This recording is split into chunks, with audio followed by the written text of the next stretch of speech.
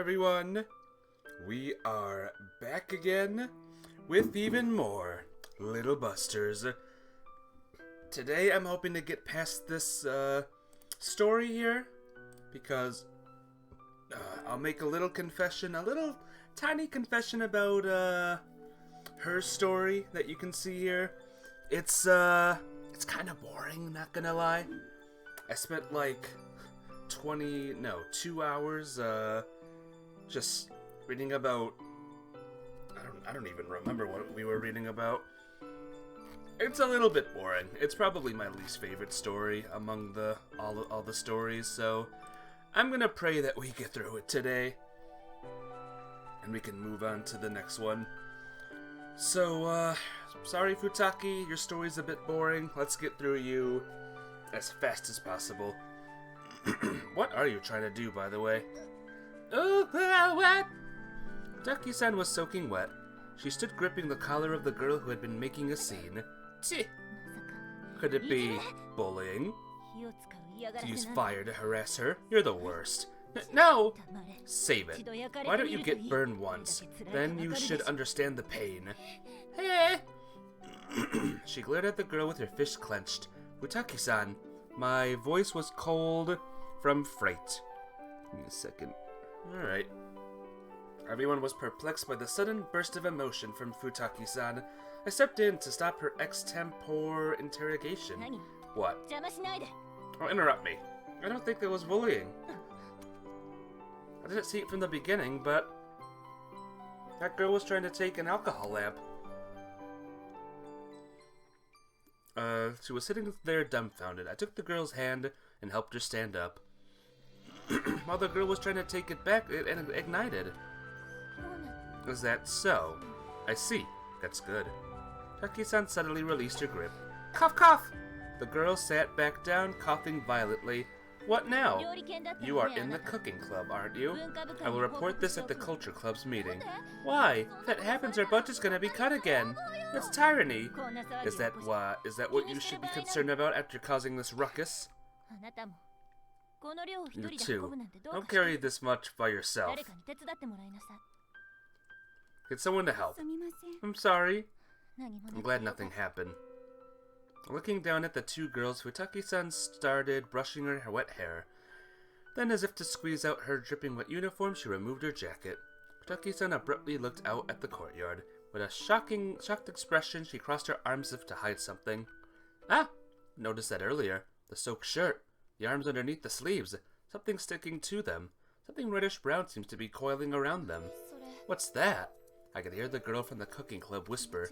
It's disgusting. Taki-san's cheeks twitched at those words. Her face turned deathly pale.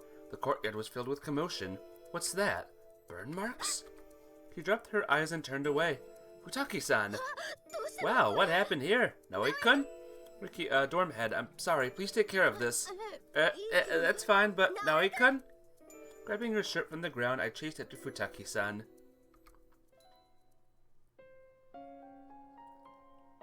Not the ground or school gate, but the backyard. She should be heading here if she's trying to avoid people. There she is. Futaki-san was crouching down. Futaki-san? Futaki-san? Futaki-san was holding her throat and doing that. Are you alright? Ah! He brushed me aside as I tried to approach. The arm that she used, I got a closer look. It was horrible. It looked like earthworms covering them or burn marks. The arm she was hiding was covered in wounds. I could see the scars through the drenched shirt.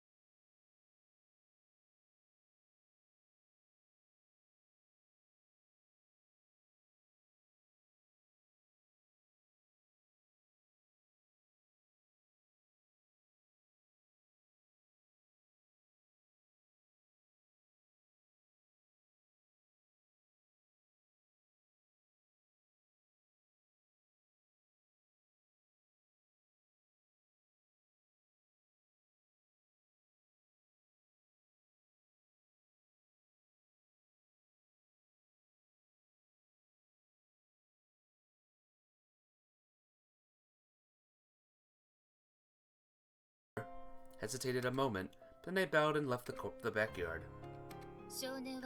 That young man has left. Kanata. Kuragaya-san faces me while taking out a handkerchief. This isn't like you. I wanted to respond, but I couldn't say anything, given my emotional state. It seems you want to say something. Don't. Kuragaya-san wipes my mouth with a handkerchief. As though it did not concern her with the slightest, she casually tucks her handkerchief that was laden with saliva and dirt into her pocket, takes a quick glance at my arm. Is this your first time seeing this? Not really. She shakes her head. It's not the first time. This happens everywhere. This is not normal, but abnormal things happen often enough. I am sorry. Why are you apologizing? Don't you remember? This has nothing to do with you? That may be so. However, it's something I must apologize for. I'm sorry. I avert my eyes from my unsightly arms, and I look at her face. Even though this may not be normal, it's normal for me, so you don't have to be so concerned about it. I was born like this. I'm just saying how I am. I've recognized that's how things are. So that's all there is to it. You're too clever for your own good. You have no obligation to resign yourself to this idea. I won't pry any further. All you need to do is go back to your room, take a shower, and rest. I'll escort you. I can't refuse your pressure. I'm struck by how cold I feel. I've been unconsciously pulling the coat sleeves tighter. I realize now that it's noise. My heart beats a little faster. It's embarrassing and at the same time painful. Someone else's smell is on the clothes I am wearing. How unpleasant. All the more so with lingering warmth. The next day, only a small fraction of the students should have known about yesterday's commotion. However, did you hear? Futaki-san from class? Yeah, according to someone who saw it. Rumors have spread in the blink of an eye. Young man. Thanks for the text, Kuragaya-san. Had texted me last night. I sent her back to her room. The mail really relieved me, so I wanted to say thanks. That's fine, by the way. This place is a little... Let's move somewhere else. Right. She took me to a staircase with few people around. How was she? This morning, she seemed normal enough. It seems Komari-kun and Kujawaka-kun are also concerned about her. They asked me about it, but I didn't tell them anything. I see. Thank you. Kuragaya-san, about Futaki-san. I don't know the details, but I didn't want to dig any further. Right, that was also part of Kuragaya-san's kindness. However, you can do as you wish, young man. Yeah, I nodded. I ended up having a late lunch. While carrying the tray, I sat down at an empty seat. Kud? She seemed to be searching for someone in the almost empty cafeteria. She stopped. She drooped her shoulders dejectedly. Maybe she didn't find whoever she was looking for. Hey, Kud. Riki! Kud, it's quite late, isn't it? Hello, Riki. You are late too. Were you searching for someone? I was looking for Kanata-san. She sat down in front of me. There was Napolitan spaghetti on the tray. That is a lot for just Kud. Is it meant for two? She seemed to be avoiding me. I see. Kud started nibbling at the spaghetti with chopsticks. Say, Kud. Yes? It's about Futaki-san. Is it the rumor? Kud's face clouded over. Yeah, do you know it? I know a rumor is spreading, but... Kud, about Futaki-san. Do you know that... Is it her arms? Yeah. Yes. Kud nodded. I don't know the details. I only know they remind her of something unpleasant. She's normally alright, but, well, she's caught off guard. It doesn't go well. Or when she's caught off guard. I didn't know what to say. Maybe there was an accident. My mom also has a big burn scar on her thigh. She had shown it to me before. Said it was from some failed experiment. Kanata-san's scar? It could be something like that. I'm sure that's the case. If someone... It wasn't from a purposely inflicted wound. That's probably what Kud was trying to say. Would surely be better if it was from a careless mistake. But Kud probably didn't believe that to be true. It would be better if it wasn't inflicted on her by someone else. She was trying to persuade herself that that was the case. Riki. Yes? Kanata-san, please help her. Kud made a deep bow. Kud, why are you bowing? Kanata-san often has nightmares. It seems really, really painful. Even now, she's probably suffering. I cannot help her. She won't tell me anything. It's already enough, but that I'm not disgusted by your scars. Kanata-san said that. Cood. She won't say anything else. Is it because I'm unreliable? That I have my hands full with myself? I am useless. I can't help my precious friend with her worries. Cood looked up. I really am useless. Cood has a lonely smile. So Ricky, please help Kanata-san. Please. Cood bowed once again. Cood, I was about to say I may not be able to do anything, but I stopped. Yes, I got it. I will do what I can. Thank you, Ricky. But, yes? If there's a problem, please help me out, okay? But, you want to be of help to Futaki-san, don't you? Yes! Then there will be a time when she needs your help. When the time comes, I want you to help. Ricky, understood. What she said there. Cood finally nodded cheerfully. After school, I walked toward the dorm head's room. Futaki-san? I halted. After all this time, it seems no one has informed the Futakis. Wonder if the uncles are coming. It's your own mistake. I have doubts on you. You know what will happen, right? You are playing your role well. Are you enjoying it? You think I'm doing this because I like it? Right, I should be grateful to you. You let me leave the triple room. You need to thank me. I hate living with you too. I was so pointless after finally achieving freedom. You were fighting all the time.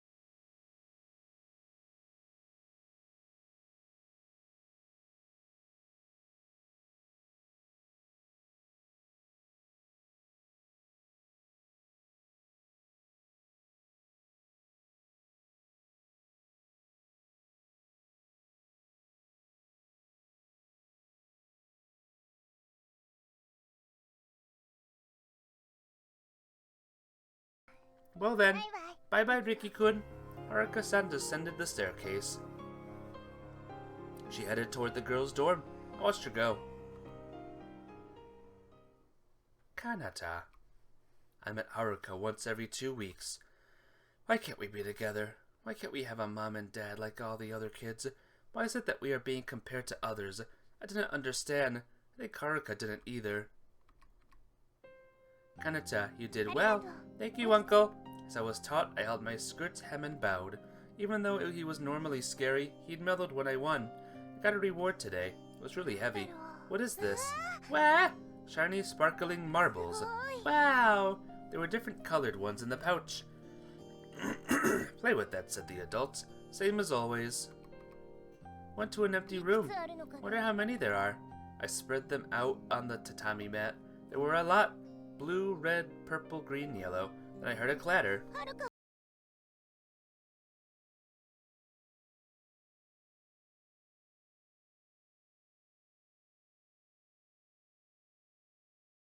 Down like during gymnastics, stared fixedly at me. What's wrong? Nothing. Was made to read out my report card in front of everyone today. So embarrassing no matter how many times I do it. I think I had to do it 5 times. Even so, it was difficult. Maybe Haruka also felt the same. Were the Saigusas mad at you? It's fine if you try harder in the 3rd term. Come on, let's play. Haruka, come here. We're twins, but I was told I am the older sister. Since everyone said so, I honestly believe that. Therefore, I had a responsibility to take care of Haruka. A good older sister should be worrying about her younger sister. Wanted to become a good older sister, like the one in a picture book I saw.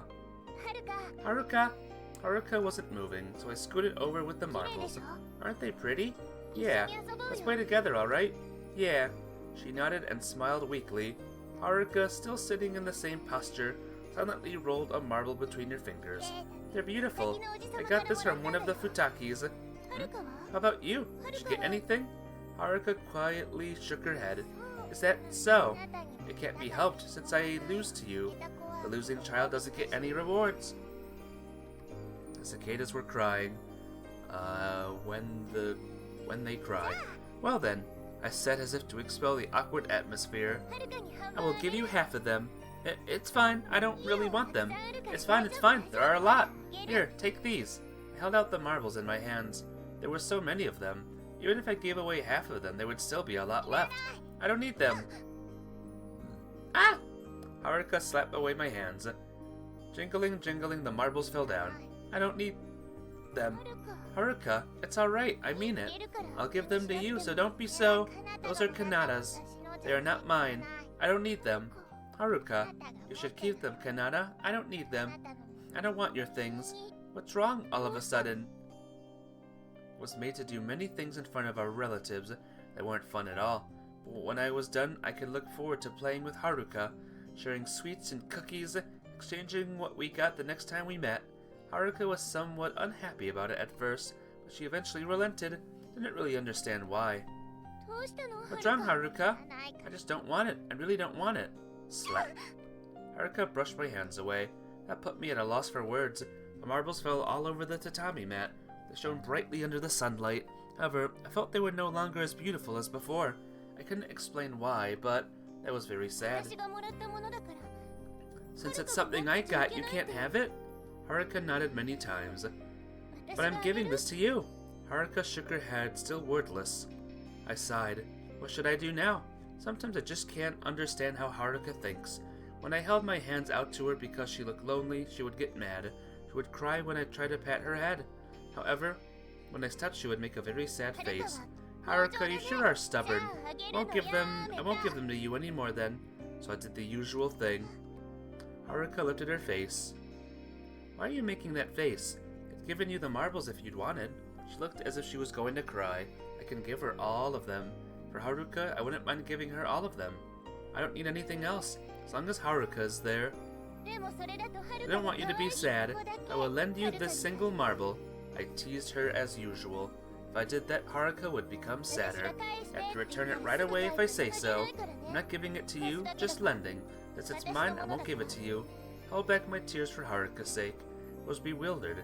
First I told her I'd given her the marbles, but now was teasing her. I'm sorry, Haruka, but you will take it if I do this, right? Because you're so stubborn, I will lend you only one. Pick a color, I will lend it to you. Hesitantly, Haruka looked over my marbles. Only one? Which one do you want? Come on, pick on one already. If you are slow, I will put them away, you know. Hope to hurry up the puzzled Haruka. But wait, Kanata! I'll pick one now. Haruka stood up and started looking at the marbles. I was happy. She really did want some after all. She really was obstinate, that Haruka. Just lending her one at a time, I should be able to give her half of them eventually. How about this color? I hate green. Why? It's yucky. Reminds me of muddy water. Being picky, that's no good, Haruka. Does she hate vegetables? She might be leaving them as meals. At meals. What was that about muddy water? Yeah. How about this? I think it's beautiful. I showed her a marble of red and purple. Slightly bigger than the other marbles, making it all the more beautiful. Yeah, I think so too. Lend it to you then. I gently placed it on her palm. Haruka didn't brush my hand away. I must not lose it, got it? I tightly clasped my hands around hers that held the marble. Yeah. Haruka clumsily returned my grasp. I was happy. Haruka's hands were always so cold and dry. They were always dirty. I know. Thank you, Oni-chan. I am only lending it to you, so I may ask for it back right away, understand? Yeah, I get it. Haruka answered while still clutching the marble tight. Her hands had gotten a bit warmer. Thank you, Oni-chan. I loved Haruka's smile when she called me Oni-chan. I opened my eyes. I really am interested in Haruka and Futaki-san's situation. I put on my uniform and left the room, trying not to wake up Masato. Heard a familiar voice in front of the girls' dorm. Oni-chan! It was Haruka and Futaki-san. Wait up, Oni-chan! Haruka-san gripped Futaki-san's hand as she was hurrying to the school building. Slap! The sound of a hand being slapped away. The one being brushed away and the one brushing the hand away, they both looked pained. Both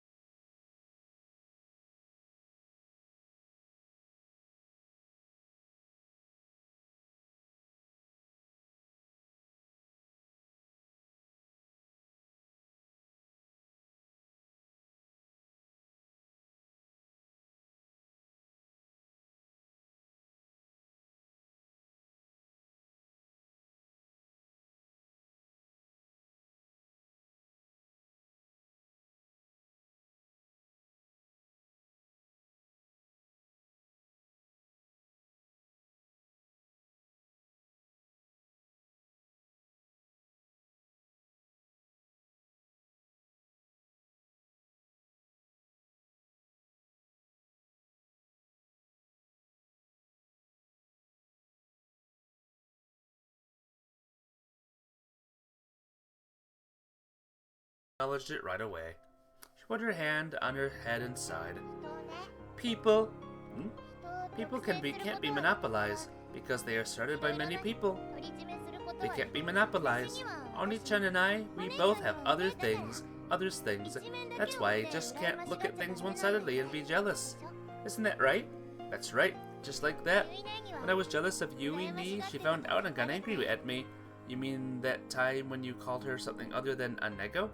That's right, I am really a spoiled child. I always cling onto others. Yui Ni is strict but kind. Refused me right away. This is really big sister-like, isn't it? Haruka-san is smiling. That's right. But there's only one Oni-chan for me. We must face her properly. Well then, shall we follow my sister? Bye-bye, Riki-kun. Haruka-san left running right after. Kanata. Parents' Day notice. The day that was handed out, the classroom burst into noise. They might not come. I don't want them to come. Everyone was on edge. The class couldn't seem to settle down. I already know well that I can never feel like that. I didn't feel sad at all. I'm told I did something bad. That I caused trouble for father and grandfather. Thus you need to bear with it. So I was told. Alright everyone, you are not first graders anymore, so calm down. You're starting the lesson. The atmosphere of the classroom was different from usual. I was a bit uncomfortable, so I glanced behind me. There were no familiar faces. The relatives weren't interested in this kind of thing. They were satisfied as long as I got good grades. They don't have any interest in me. I understood that a long time ago, so I felt uncomfortable. Everyone was trying their best to raise their hands, trying to put their best foot forward. However, no one was there for me. Besides, I already know all of this. I had finished reading the textbook on my own 6 months ago. In the noisy classroom, I quietly hung my head. I'm home. In the empty corridor, I made a low bow. I tried to act proper in the house. There was no one coming to greet me. In this world, there are only family and strangers. Therefore, in this house, I am alone. I didn't know if my uncles were my family or not. Probably weren't, since they don't seem to be interested in me for myself. What is family? Something nice that everyone should have. Why don't I have that around me? Haruka, thinking about my little sister immediately brought my spirits down. So tired. I was sleepy, but I couldn't sleep. Preparation and review, I must continue studying the materials for the next school year. The doorbell rang as I put down my bag. You have a delivery! Thank you. It was the usual delivery man. Visitors are rare here. Probably a gift from somewhere. I signed my name and took the package. Thank you very much. Ah! It was a small box I set it down by the entrance. It has nothing to do with me since my uncles will look at the contents. Huh? So I glanced at the address and tilted my head. Miss Kanata Saikusa was addressed to me. That's strange. How many people call me Saikusa? It's mostly used by people who aren't my relatives when bad-mouthing me. I try not to talk back. I was told once I became the successor, I would take over the family name. Since it seemed I was not yet the successor, I couldn't use that name yet. Wonder who it's from. It only sparked my concern for a moment. I'd never forget about the package. I hate being scolded for unnecessary things. I don't want to feel pain. I headed toward my room. My dreams gradually became clearer. It was terrifying, just terrifying. If I got busted, it would be terrifying. If I let go of what I was holding, I couldn't be myself anymore. That was truly horrifying. Having a discussion with Haruka-san at the school cafeteria. What do you mean by something strange? Haruka-san talked while stabbing the tomato with her fork. It was today's first period math. Oni-chan was late for class, you know. Late? That Futaki-san? Yeah. He barged in with her hair in a tangle. She hadn't even done the homework, so she was scolded when the teacher found out. It's strange for her to be scolded by the teacher. Wasn't that different? What about at the dorm? She's running away from me. I had a feeling it was the reverse just a while ago. Isn't that strange? Haruka-san giggled, and she suddenly spoke with a serious face. It really is strange. Haruka-san, what do you think, Riki-kun? Maybe she's really pushing herself too hard. Yeah, but then I don't have any idea of what to do either. Right. That's right. I didn't learn much when I was a kid. Oh, the stream crashed. Oh, did it crash on me? Oh, I think it did. Oh, great. Am I live again or am I not live again? Yes. Oh, thank you. Thank you, Twitch and my internet and everything. Okay, I don't know how much was skipped. Apologies. Unbelievable. Sorry, I need to look at the time real quick. I need to look at, see if I actually did crash. Yep, yes I did. Cool. Cool stuff. Cool stuff. Alright, sorry guys, that's annoying. When did that start? I'm sure it was from the moment we were born. At first, I didn't know why Oni-chan was bullying me.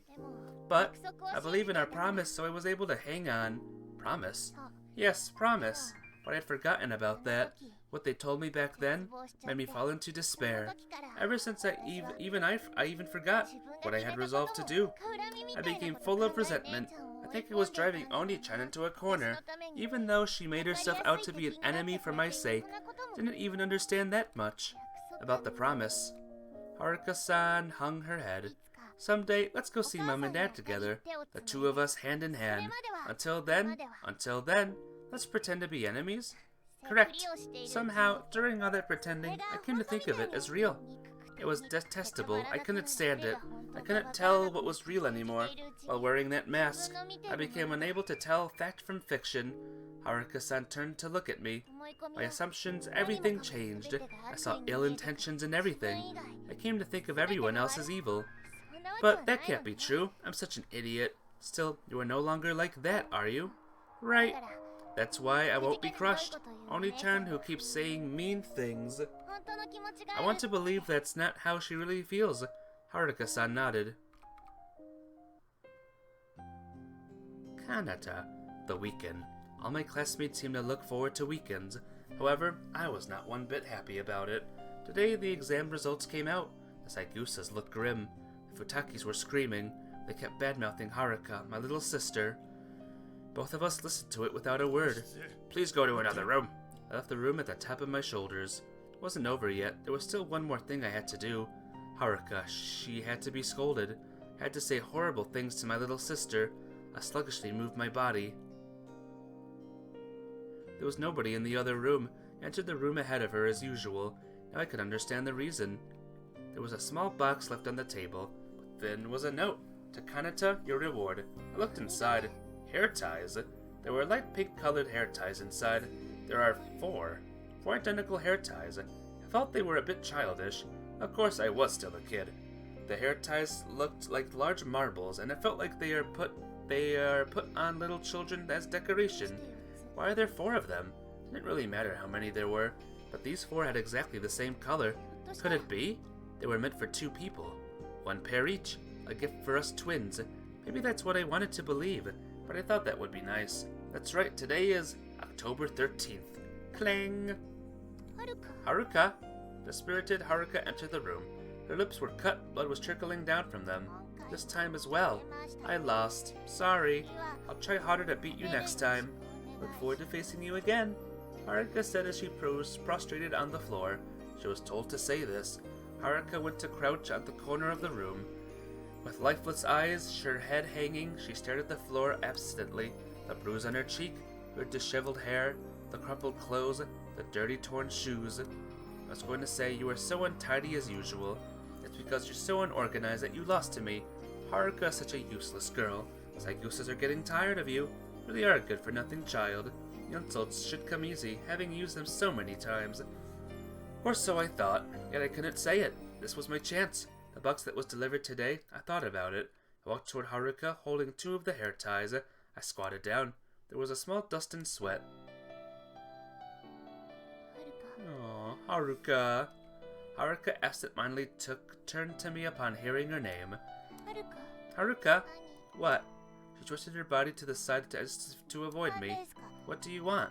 She was trying to avoid me. My heart felt as if it was going to break. She was afraid of me. That really hurt. You don't have to be afraid. Even though you bully her all the time, a voice in my head spoke.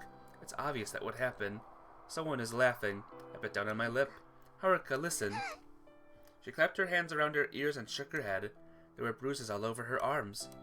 It was heart-rending. What did we do?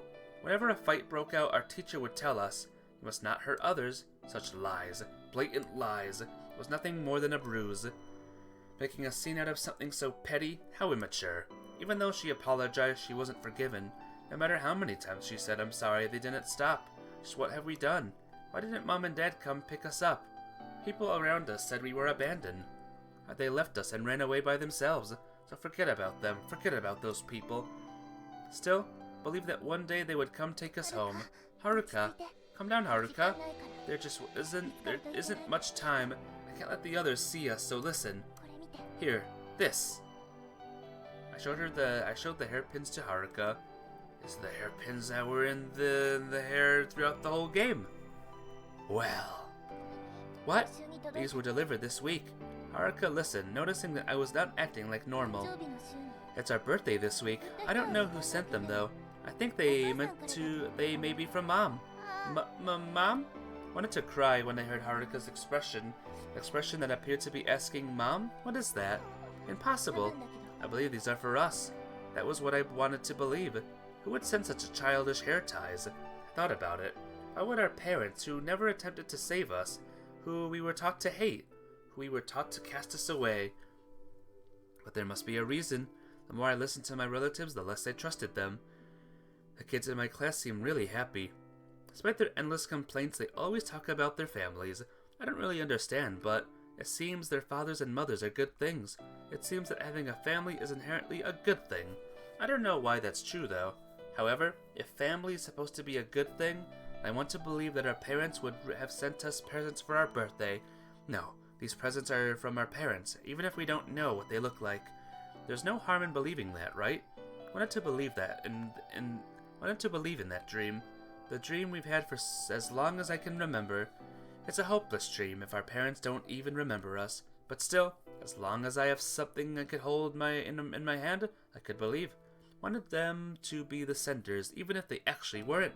Want to take this opportunity to be a good sister, so I'm giving these to you. But Haruka shook her head at my hands. I don't need 2 of them. Let's share them. Let's share the 4 hair ties between us. But she hesitated, as I expected. Want you to take 2, Haruka. They're your reward for winning, Kanata. I lost, that's why. You should have everything, Kanata. That's how it works. I pressed my right hand against my skirt. Can I say it well?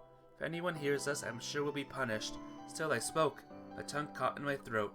Was I capable of saying something so kind? Your big sister is not the kind to hog things for herself. I said it.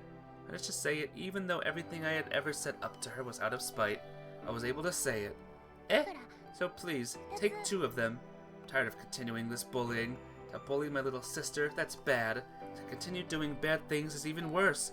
But since those are from, Mom, you can have them all, Kanata.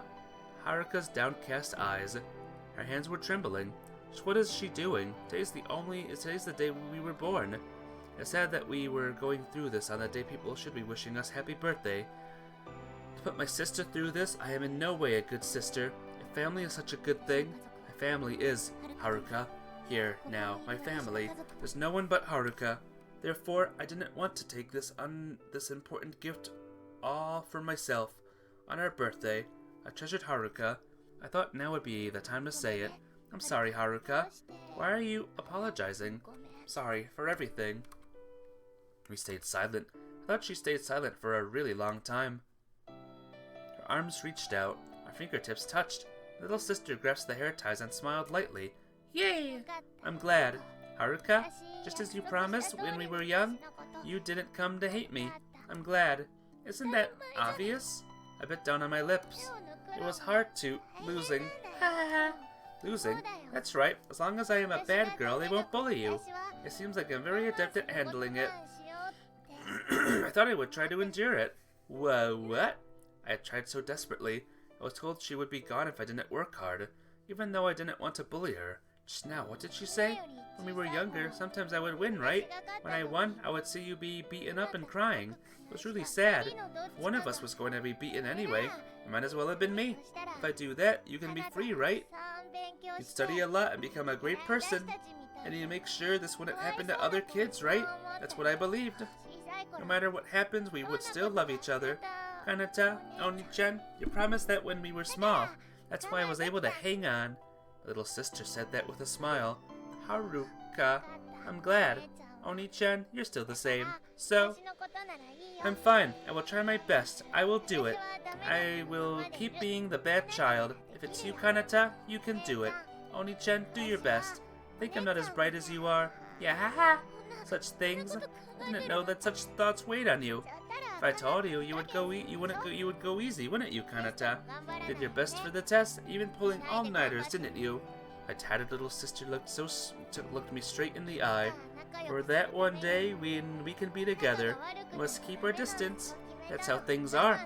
I can't do anything for you except endure, since I don't have anything. Kanata, you can have everything.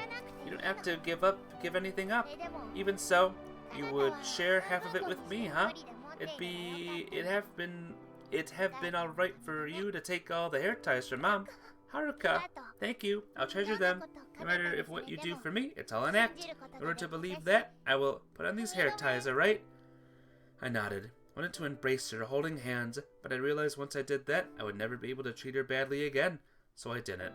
Softly pulled away from Haruka, their footsteps from the corridor. Let's start. Until the day all of this comes to an end. Until the day all of us get to live happily together. I stood up, looked down at my sister and raised my voice. You lost again, Haruka, such a useless child. My words were trembling. It turned to being quarreling sisters. I wake up in my bed. Trip, something wet is trickling down on the sheet. I start thinking foggily. I turn my head. The bedside. My hair ties shine dully from the light streaming through a gap between the curtains. We can't go back anymore, can we? What meaning would that have? There's no meaning to it. Therefore, this is fine. Keeping things as they are now, I'm fine with it. I woke up before my alarm clock rang. Rebecca's Ricky. It was time for the daily routine at the dorm head's room. Receive the list of tasks. Alright, Noi-kun. Yes, you guys play baseball at the field from time to time, right? You should hold back for a while. Why is that? Futaki-san put up a notice yesterday, restricting the use of the field. Right now, all the sports clubs are in chaos. And that's the reason. Wow.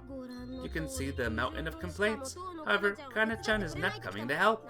How unreasonable. Even I can't handle this much. She raised her arms in resignation. I'm just about to give up. Why would she do that? I don't know her reasons. We'll try to talk to Futaki-san. Really? Thanks. You're a lifesaver, Naoi-kun. It's nothing. Besides, I have my own reasons. Is that so? Do your best. Recently, Kana-chan doesn't seem too well. Maybe she hasn't been sleeping well. Yes. Nodded and left the dorm head's room. Let's take a look into the committee room after school. Peeked into the committee room. Are you alright, Chairman? You seem quite tired. Maybe you should rest. There's no problem. Still, we have opposition from various places. It just made it easier to get permission. Why are we restricting the usage hours? The sports clubs are raising complaints like there's no tomorrow. They were also making trouble over the newcomers tournament and the school festival preparations. Can I check something real quick? Okay, we good. There were issues, so I just reverted it back. Any problems with that? You know we have constant quarrels because the times they reserve overlap, right? A handful of clubs is hogging all of the field time. It's obvious there's be a resistance to such unfairness. And cancel all those arrangements. You can't do that. Even from an outsider's perspective, Futaki-san's words had no logic to them. Anyone would think that she's just so stressed out from every little thing that she's just taking it on the other committee's members. The committee members was naturally trying to stop that. Futaki-san, however, seemed to be putting up a brave front and wasn't yielding. The atmosphere was starting to turn chilly. Now let's vote. An impatient member spoke up. Who thinks we don't have to change the way clubs register for the use of the field? Everyone raised their hands. Futaki-san looked over the room and lowered her eyes. There was no opposition. Other proceedings went ahead without Futaki-san as well. Finally, the committee meeting came to an end. Futaki-san, the classroom had emptied. Futaki-san was sitting on a desk gazing vacantly outside. What? It's Naoi. What a greeting. I don't feel like talking to you. I saw what happened earlier. It has nothing to do with you. Why did you suddenly decide to tighten the rules? So surprised the clubs would be outraged. Until this sudden change of heart, she had been trying to build a consensus between the clubs. The very person they were counting on to help them tighten the rules instead. It didn't get stricter. It was voted down. Futaki-san smiled. There's nothing good about me. Unsightly. Futaki-san hung her head. You handled the committee work very well. But I don't think that's your only good point. Let's remain as I am now. I don't want to change. There's no need to. Futaki-san was obstinate. I heard you were late for class. Who did you hear that from? It was Haruka-san. I see. If it's that girl, she must have been laughing happily about it, huh? That's wrong. She's worried about you, Futaki-san. Was worried since you were late. And you're never late, no matter how late into the night you study. You also weren't ready for class either. You have a talent for operating on very little sleep. You can keep your backhanded compliments. You really think so? I wouldn't be able to keep up if I didn't. It's nothing to write home about. I'm just doing it because I would fail otherwise. I'm just doing this to protect myself. I have to work hard in order to maintain my grades. That's all there is to it. Futaki-san's murmur felt somewhat lonely. For how long has she been doing this? And for how long has it been too much for her to bear? Will you just leave me alone? Right, I understand. I left the classroom. Futaki-san was still sitting at the desk. Did I manage to do anything? I don't think there's anything I can do to change her mind right now. Kanata. Again, a hot summer day. I cooled my burning legs with some water. Even track club members don't have to run as much as I did today. Ha! Wearing a long-sleeved jersey made it even more suffocating. I put my head under the faucet. If someone saw, I'd probably get scolded for improper behavior. While listening to the sound of water, I thought to myself, how did Haruka do? She had stumbled halfway through. I stopped the water and looked up. My little sister was there. We didn't exchange a word. The sun was still high. We knew it was better not to talk during the day. We didn't know if anybody would see us. You need this? Yeah, why did I say that? Her arms and legs were full of scratches and mud, and she was staggering on her feet. I became worried. If it's this much, I shouldn't be scolded for showing concern for her. I turned the faucet. My eyes watching the flowing water were clouding over. What's wrong? No, it's nothing. You too. What's wrong? Are you sloppier than usual today? She wasn't looking well. She was already like that before she ran. She was pale, as though she hadn't been eating. Is that so? Aren't you just trying too hard? I couldn't keep up. Please practice properly. If you don't take it seriously, you won't match me. Stop being so shoddy as well. I am practicing. Is that so? That's fine then. Yeah. From home economics to foot races. Each and every time we were compared, my little sister stopped going to school. She said she had no confidence because of her repeated losses and didn't want to go. It became more and more absurd to compare me to my little sister because she wasn't going to school. About school. Yeah, I still don't want to go. I see. Was that true? Could the adults be locking this girl inside? I started having doubts. Ouch! The chin-eyes bruise is turning blue. Held my right arm without realizing. Gradually getting used to being beaten. The anger, the animosity. Slowly, I started to feel nothing. I averted my eyes from my little sister. The word bruise reminded me of the pain in my memories. It wasn't hurting now, but my right arm was trembling. Must change the gauze on my back when I get home. What? When I returned my gaze, my little sister was staring at me. It's nothing. Ha! I would have gotten food if I won. It can't be helped. What? Handicap? Otherwise, I'd have definitely won. Little sister giggled. I don't need that kind of handicap. Must eat enough before competing with me. It'd be nice if I could. Haven't you eaten anything? I wonder. She dodged my question. If she was made to run like that on an empty stomach, I was able to stay ahead until halfway through. Oh, you would have lost an equal footing. Is she just bluffing? No, I don't think so. Water kept flowing from the faucet. Hey! She hung her head. She staggered and fell, her hands meeting the ground. Clank, something fell out of her pocket. It was a red and blue marble moist with water. What? I spoke curtly, trying to hold back the desire to help her up. I can't go at half my pace. It's either all or nothing for me. Don't worry about me. You can just give it your all. You just slowed down in the middle, didn't you? She saw through me, adjusted my pace during the middle distance run. I planned to make it look like I was tired out. You were angry, saying I was sloppy and you were taking me lightly. If that happens, I get scolded. If you want to do something for me, don't worry about me. I wasn't taking you lightly or anything. I don't have to worry about you either. It's fine then. If you keep thinking like that, you will never win against me, you know? That's right. No matter how much time passes, I will always be the bad kid. I'm really horrible. Haruka was laughing. What were those droplets that fell down on the marble? The marble was shining, dropping with droplets of something other than water. She quieted down and turned her back to me. The farce continues. Let's continue this quarreling siblings act. Till if we keep up the act, won't it one day become reality? I had that thought from time to time. Please, someone stop it. Please, someone help me. I don't want to say these detestable things. More than anything, I want to tell her not to cry anymore. No, that's not right. If only we could cry together. My suffering, little sister's suffering. It'd be great if we just could share them. See you next week. Bye-bye.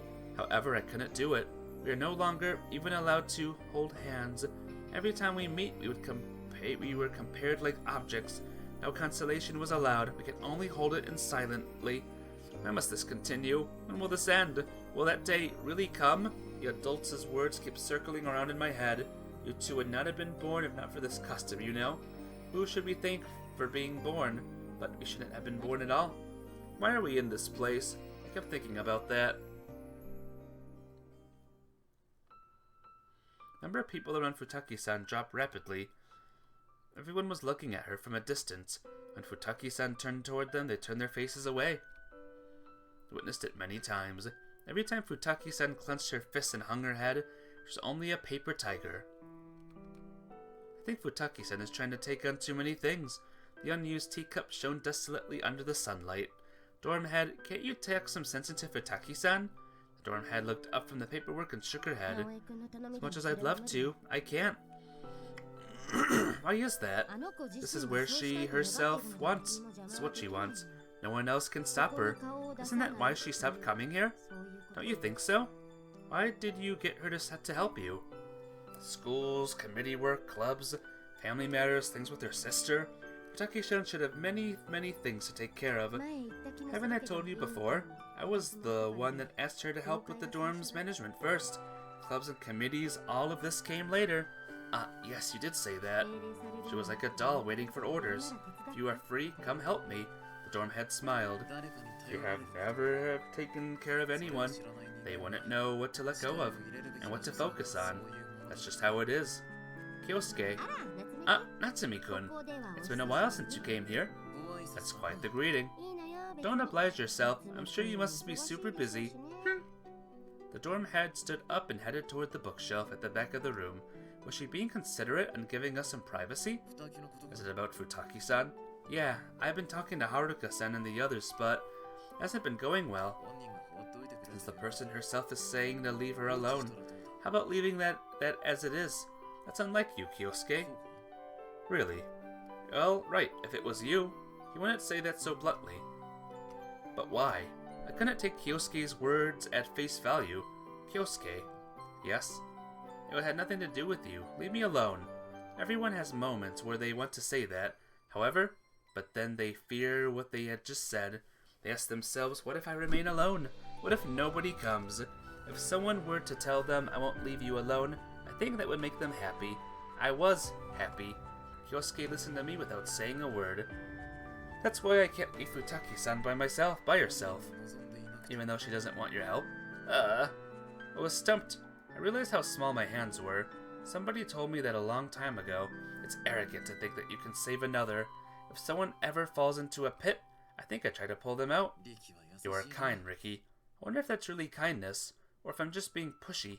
I'm not sure, but for some reason I want to hold out my hand to her. I see. That's like you, Ricky. Kyosuke nodded. By the way, Kyosuke, what business do you have with the dorm head? If you need something from the dorm committee, then I can help you. I took out a record sheet. The dormitory committee is meant to note down complaints and suggestions. You've really taken to the dorm committee work, huh? I wonder. That response was supernatural. Well, you always were the hardworking type. Yeah, maybe. Still, what is it? Please approve of the acquisition of the School Revolution design documents using the game room's budget. What's with that face? Really like it, huh, Kyosuke? Oh, are you going to buy it? Well, if we have budget remaining. Alright, I'm counting on you, Ricky. Kyosuke tapped my shoulder gleefully. Left in good spirits. That's Kyosuke for you. I smiled wryly and left the documents on the table. Kanata! I read a book in the library about a mouse trapped in a maze. There is cheese outside the maze. Enticed by the smell of food, the mouse tries to get out. There is an electric trap at the exit.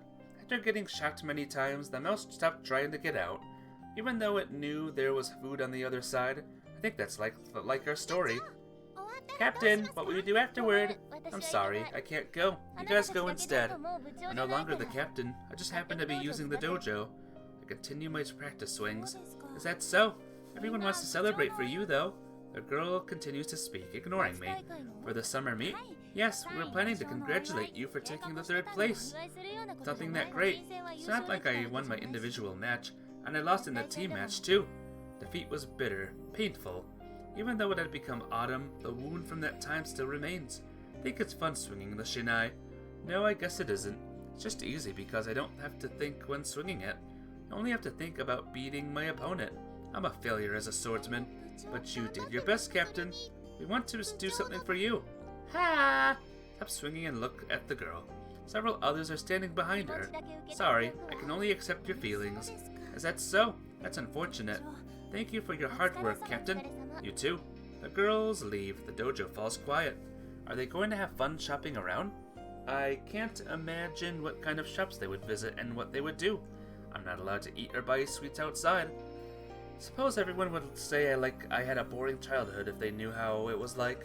Consider myself lucky just being able to experience the outside world. Try to think of it this way. Heart starts to ache. Haruka. What's my little sister doing? My arms and back hurt. When I think about her, I am assaulted by pain. If I were on my own, I'd run away. I'd want to run away now. However, if I run away, what will happen to Haruka? I must keep working. Otherwise, Haruka will disappear. Therefore, I must keep working hard and winning. I must keep being the one everybody compliments. Even though I don't want to do kendo, one day it may become my weapon. When my uncle scolded me for losing, they flinched at my glare. Made it seem as though I could attack at any time should I have a shinai in my hand. I swing my shinai.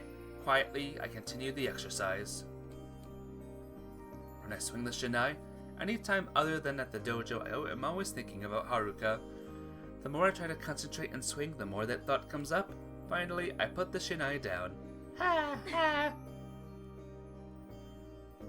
Annoying arms I don't want to look at. Still, it's these arms that swing the shinai.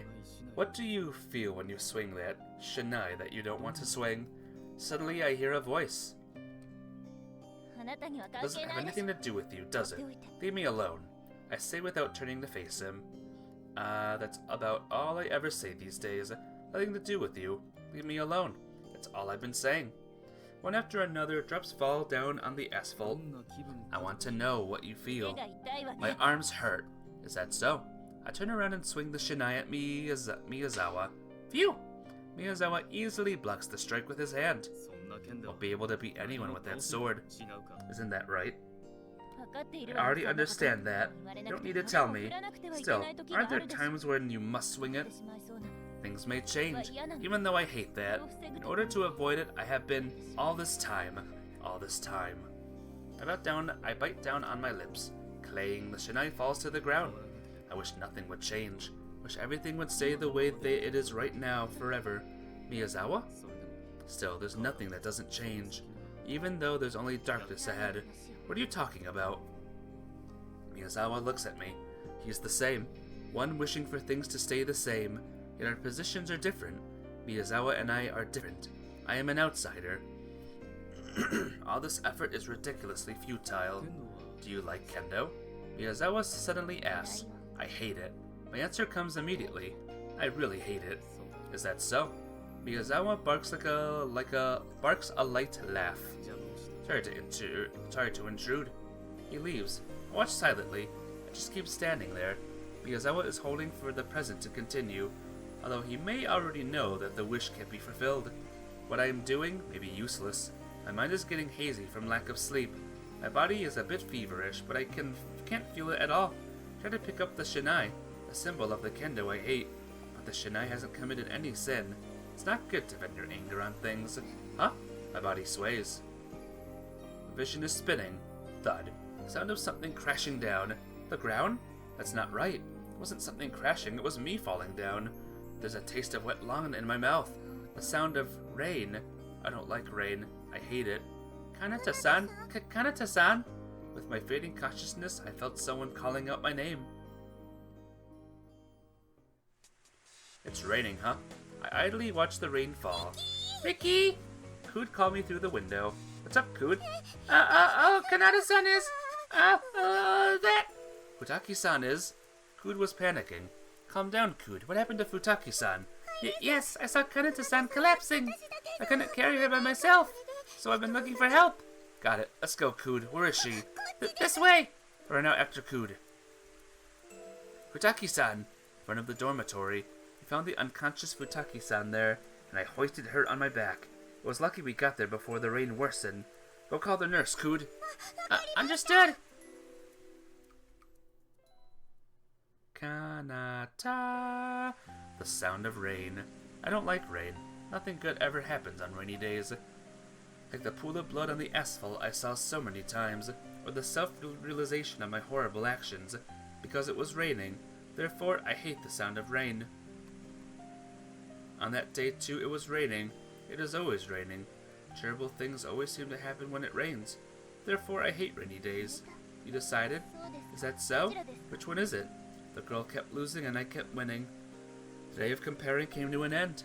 I took the exam for a private school. Seems I was appointed as the freshman representative. It was a result no one could find fault with. Canada, it is you. Congratulations. Aren't you proud? Asked the people around me. As if I can't be. I will work hard to uphold my name. While bowing and saying that, I cursed inside my heart. Even though appearances are all that you care about. Even though you don't care about my feelings. What will happen to that girl? Not that I'm being sympathetic or anything, just curious. Haigusas will handle everything, really. No, it's nothing. The days of comparing quickly came to an end. A long rest arrived. What should I do? Housekeeper that was standing watch until a while ago was no longer there. Seemed to be the privilege of the successor. When I came to, I was standing in front of the Saigusa household. The rain was knocked on my umbrella. They didn't have the courage to enter, and I noticed a figure. Haru! I shouted out. A girl I hadn't seen for a long time. Haruka? Little sister looked at me. There was no emotion. She wasn't even alive. Her face was blank and hollow. What? Hadn't seen Haruka make that expression before. I got a bad premonition. Do you know why there are two of those hair ties? It will never be more than the second place. That was Kanada's message. It had been like that for a long time now. You know it has been decided, right? That's right, Kanata threw one away. It was raining. The adult's words appeared in my mind. I couldn't see what kind of expression my little sister had on her downcast face. My little sister had probably already heard that. Those words. It must have been my betrayal to her. That's wrong. That's wrong. I wasn't thinking about that. Didn't throw any away. How could I throw them away? Looks like you've dutifully been wearing that thing, without even knowing how you were tricked and laughed at. That's wrong. That's wrong. That's wrong. Wouldn't do such wicked things. Still, there was one hair tie thrown away in the mud. Precious hair tie that I put away in the drawer that was thrown in the mud. You don't need two of them, do you, Kanada? Just there is no need for two children. Having just one is fine, isn't it? Just one is fine. The adults let my sister hear those horrible words. Kanata wouldn't do that, the girl insisted. Since she's so obstinate, we wanted to let her see the proof with her own eyes. Kanata, if this girl was right, you can tell her so. I shook my head. I wanted to say that she was right, that the adults are full of lies. Don't believe them. You must not believe them. Yet I could not open my mouth. I must say something. Otherwise, I would be affirming what the adults said. Still, I was at a loss. If I tell my little sister the truth here, won't she meet an even harsher fate? What should I do? What should I do? After a long silence, my little sister raised her head. Her eyes looked straight at me. Just like my eyes when I looked at the adults. They were that kind of eyes. Eyes filled with scorn and hatred. That's not true. Didn't throw it away. Never even considered it. Please, please believe me. I couldn't say it. It was our promise. To pretend to be on bad terms. Till we became adults. Till we can run away together. If they saw us getting along with each other, my little sister would disappear. Therefore, I couldn't possibly say it. Even though my sister was trembling before me because of my betrayal, I couldn't say a word. Since that day, the competition became a lot harsher. There was a big gap between the two of us now, one that couldn't be bridged only by hard work. I felt hurt every time she lashed out at me.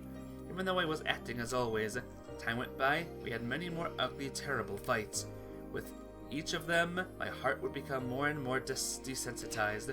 Ha! Ha! Snowflakes were fluttering down. It's the same no matter how many times you try. I need a drink again.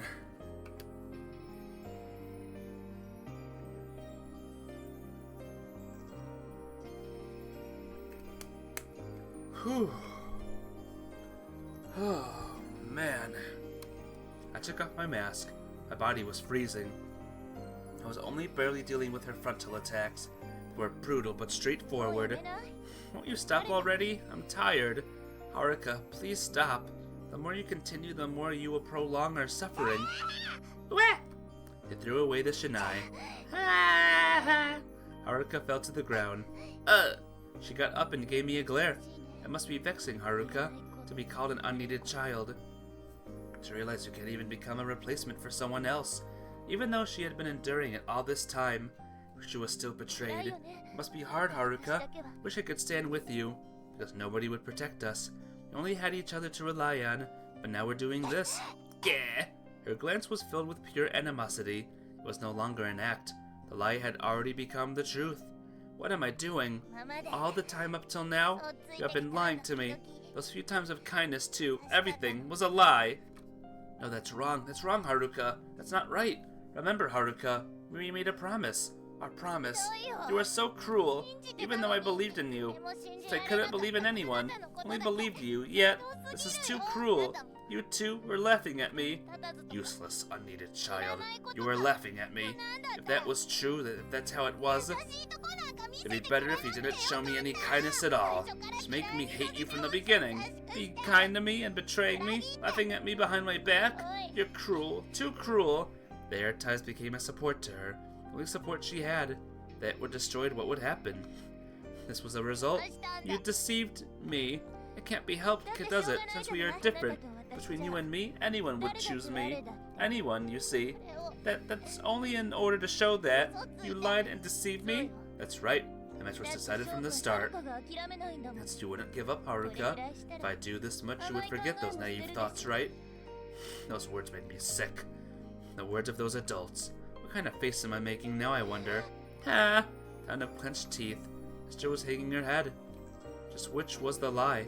Thought it was all an act, but maybe I really am feeling that way. That's wrong.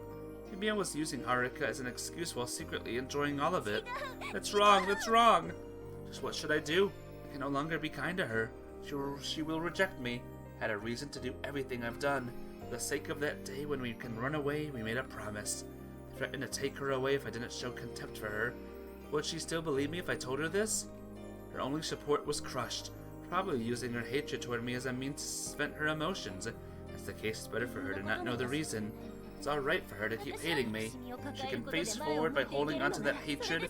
That allows her to keep even a little of the will to live. So people feed off of the tragedy of their lives. This is what helps them through. In order to protect yourself, you act as if you're the only one who is suffering and put blame on others. For that, an enemy is needed. A simple, easily understood enemy. I will. I can only keep on being that true enemy. I couldn't lay bare my heart. That was the only thing I could do. I couldn't think of any other way. It was raining. I ran without care for my muddied clothes, the run-down shed. Ha! Ha! I flung the door open with all my strength. was struck speechless. This can't be. But why? The sight of my sister squatting in the mud came before my eyes. I looked up. The roof was full of holes. The walls were filled with gaps. The place couldn't withstand such rain and wind. It's not a place to live. Several footsteps got closer. What is the meaning of this? Can somebody explain this? Asked without turning back. It's no big deal. Not like she's living here. Just happened to be here today. A pure coincidence. Haruka.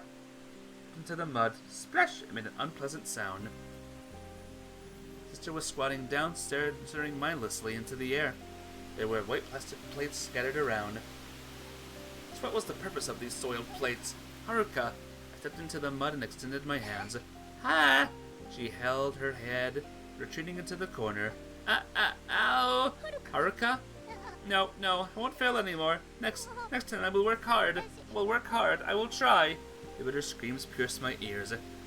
She couldn't recognize me and just kept on wailing. Why? I stood up, my clenched fists were shaking. Just what? What did you do to my Haruka? I grabbed his collar. He was one of my relatives. I couldn't remember his name.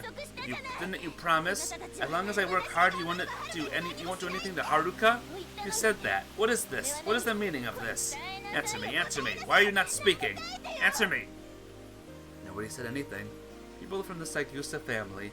I thought they'd been passively approving of my plans despite ridiculing them behind my back. They accepted their fates and didn't oppose the state of things. They were bound to vanish as long as I was there. Hadn't I persuaded them to become my allies in my mission for equality of the two families? Yet why? Why did they put Haruka in such a situation now? Kanata, please stop. Saigusas have their reasons too. We're suffering from poverty. Needed an outlet for their anger. You knew about it, right? I glared at the people from the Futaki family. Didn't you promise you'd end it after I was chosen? Was that a lie? You weren't lying. We ended it. Haven't we stopped comparing you two? And why are such things? While shouting, I suddenly realized. Could it be? Could it be you were trying to say it's my fault? Silence. The adults neither denied nor affirmed it. It was just silence, because I wanted to stop this ridiculous custom.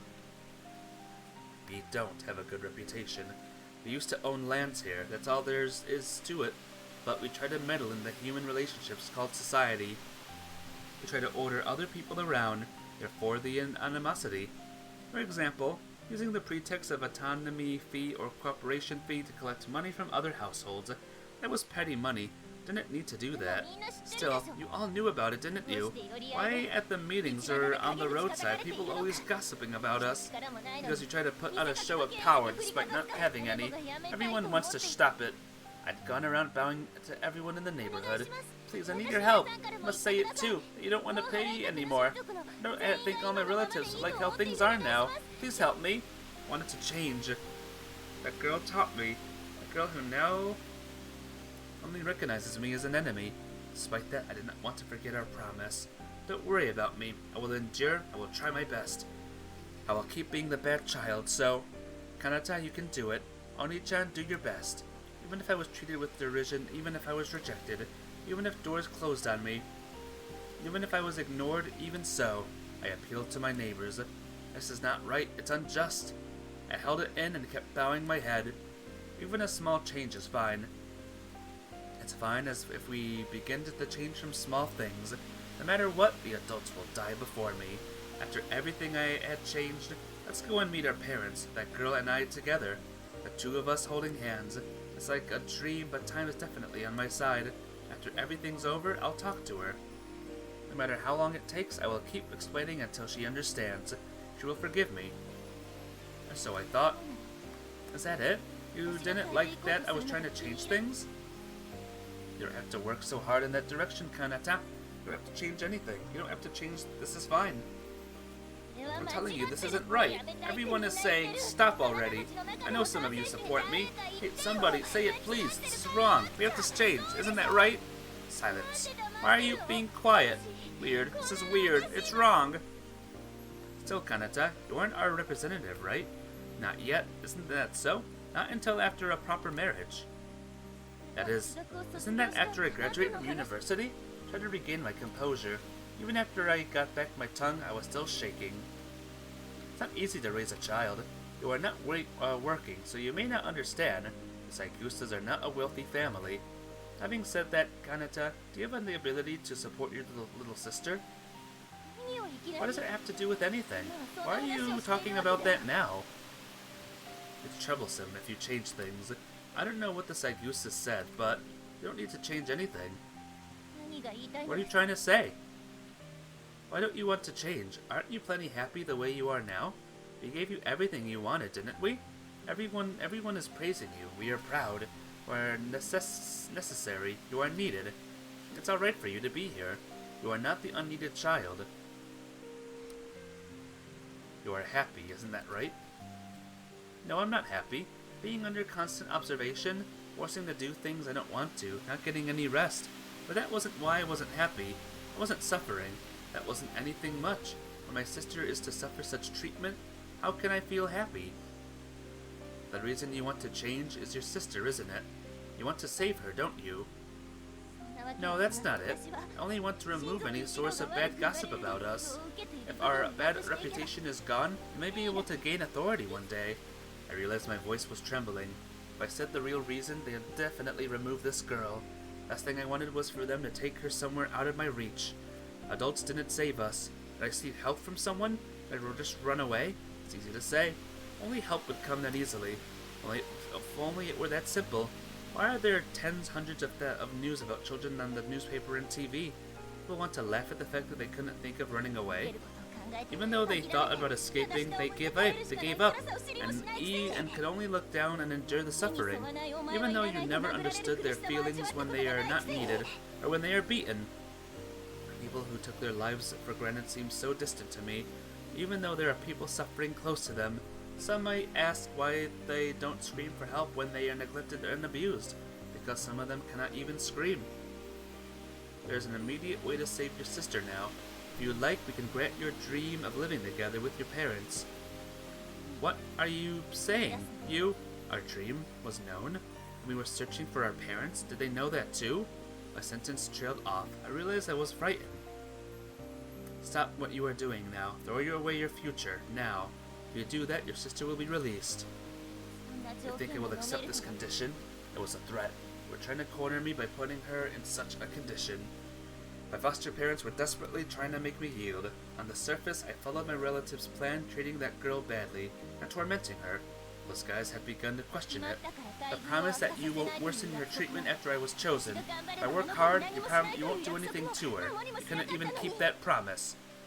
They need an excellent doll. That's all they need. What if I refuse? It'll remain as is, your sister that is. Which will be faster, your wishes coming true or her breaking? Not far from the breaking point as it is, said the man from the Futaki family. This is inhumane! You who scorn us for being useless, good for nothing? Those words befit yourselves. Is that what you think? Could you actually be that man's daughter? I hear your sister not even once complained about her treatment. You take after her mother and father who couldn't do anything but run away? Don't speak ill of our parents. Ill? It's a proper evaluation. Aren't your parents the worst, leaving you two here and running away? Well, I can't blame them. Everybody treasures themselves first and foremost, isn't that right? Felt so terrible I wanted to vomit. Kanada, you're the same, aren't you? When we asked if you wanted to take your place, you didn't nod, did you? That is... I hung my head. That was my weakness. That's why I thought I needed to change. I couldn't nod. That was my mistake. I had to apologize, yet I couldn't. Since I couldn't do it, I wanted to save that girl. Even though it's roundabout, even if I start from small things, someday she will. My thoughts were running in circles, but I couldn't find a way out. What is it you really wish for, Kanada? A gentle voice slipped right into the depths of my heart. I looked around me. Everyone was looking down. Nobody responded to me. I was alone, now that I had lost the girl's smile. There's no help. There's no savior, because we are not adults, or possible because of where we were born. A lot of people have been hurt. I am just one of them. Even though I struggle by myself, in the end I am powerless. My wish won't be granted. You want to save your sister? That's right, my wish of the longest time. If I do as you say, I hung my head and looked down. The sound of the drumming rain became even stronger. A If I give up on my freedom, will you really save that girl? Don't do anything to her? Ever again? Certainly not. You will let her go to school? That's alright. She can live with our mother and father. Do as you like. Then I and Haruka, can we hold hands? When I looked up, I was hit by cold words. That's not allowed. You must not do it. I bit down on my lips. Don't even let us hold hands. It is what it means to throw away my future. I realize that, but I can save Haruka. That's fine, isn't it? If I sacrifice myself, Haruka won't have to try so hard anymore. There's still time. But if Haruka breaks down, I will be lost. Right now, I can save Haruka. I saw that as the light at the end of the tunnel. My uncles were trying to impress upon me, and that Haruka would be saved if I continued down this path. So I stopped now. That seems like it's extremely good idea. I was tired. Her smile had been cruelly taken away. No, I was the one who took it. Where had it gone? All of this would be pointless if she couldn't get it back. Haruka, my precious Haruka, my important Haruka, my little sister. I got it, I answered. Should have done this from the beginning. Should have just become a doll from the start. Wanted to be a good sister. Since all we have is us two sisters, our childhood was full of horrible memories, but they were fun times as well. For that girl's smile, I've put in so much effort. Understand, I will do as you say. I worked hard all this time. My sister can become happy by my giving up. That is fine too. That alone is enough. Won't interfere anymore. Even consent to marrying someone within the family even before I graduate. This is not the definition of a good sister. Working hard in order to save one sister is not a good sister. If that can save Haruka, then that time I should have said I will take her place. If I did that, her suffering would have ended. If I wasn't there, no doubt she would be all the happier. Instead of acting like a fool, I should have just killed myself. No, my heart. It was simple. I'm only saying what I couldn't say back then. Just that. Alright, you are a good, understanding girl. That saved us a lot of trouble. Make a promise, we'll release your sister. However, it's only if you keep your end of the bargain. Till you graduate, keep your contact with her as it is now. Yes, I understand. I'm already a doll who can only nod. I remembered. No matter how many times it was, the events of that day kept coming back. That unpleasant, unreasonable day. The day I gave up everything. The end of those drawn-out days. I no longer knew what I wanted to do, nor what she wished for. Maybe I was hoping for someone to save me, since I was the evil witch, for the sake of my sister becoming the tragic princess. I may have wanted it to stop. All of that was just... I opened my eyes. A white ceiling. Futaki-san. Naoi's voice. Alright, we're back as Ricky. Yeah, that took kind of a while. See what I mean by a bit drawn out for my taste? Futaki-san. I called to her. There was no answer. Futaki-san? There was a stir. On the other side of the curtain, what? A hoarse voice. I drew the curtain open. Futaki-san, are you alright? She looks fine, but not really.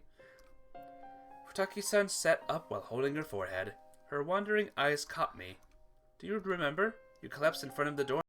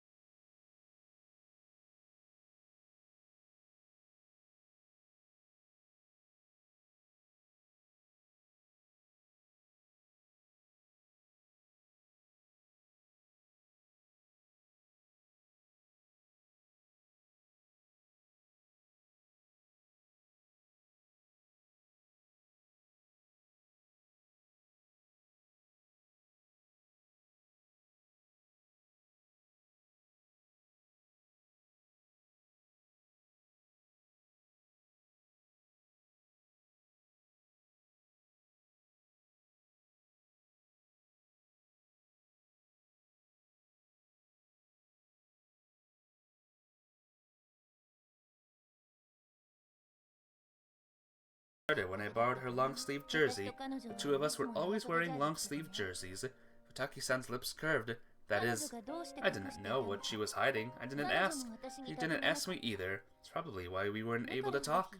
One day, I forgot the occasion. It's probably PE because we had to change. I saw the bandit.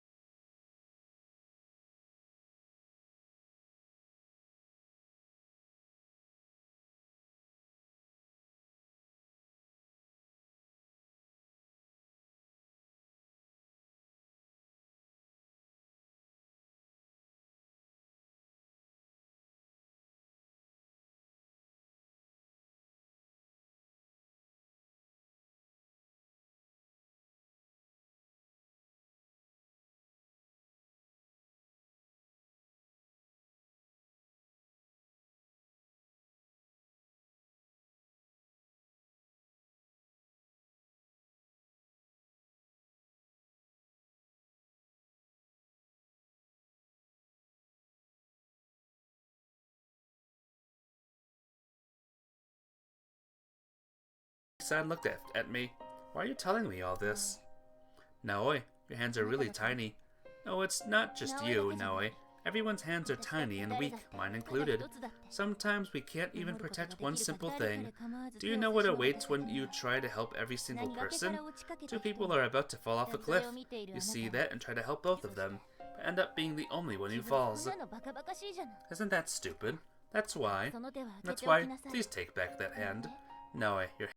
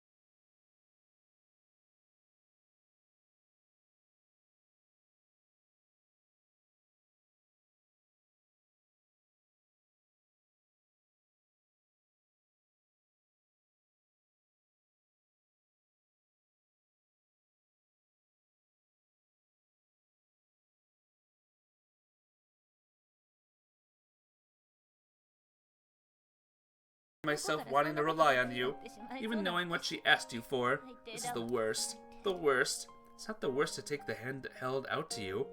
I was the same. Haruka-san too, probably, because we were saved by someone.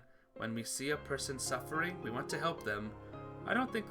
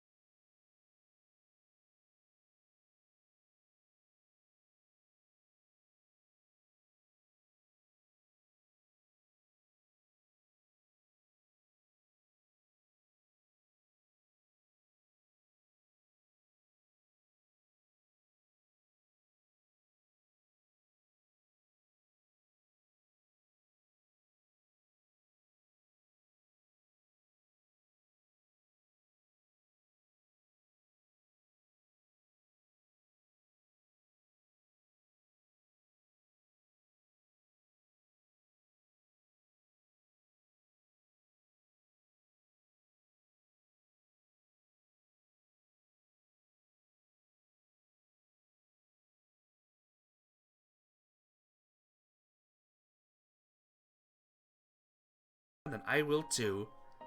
May have been unconsciously, Futaki-san's right hand seems to be searching for something on the sheet. I softly touch it, that trembling hand, trying not to trigger her traumatic experiences.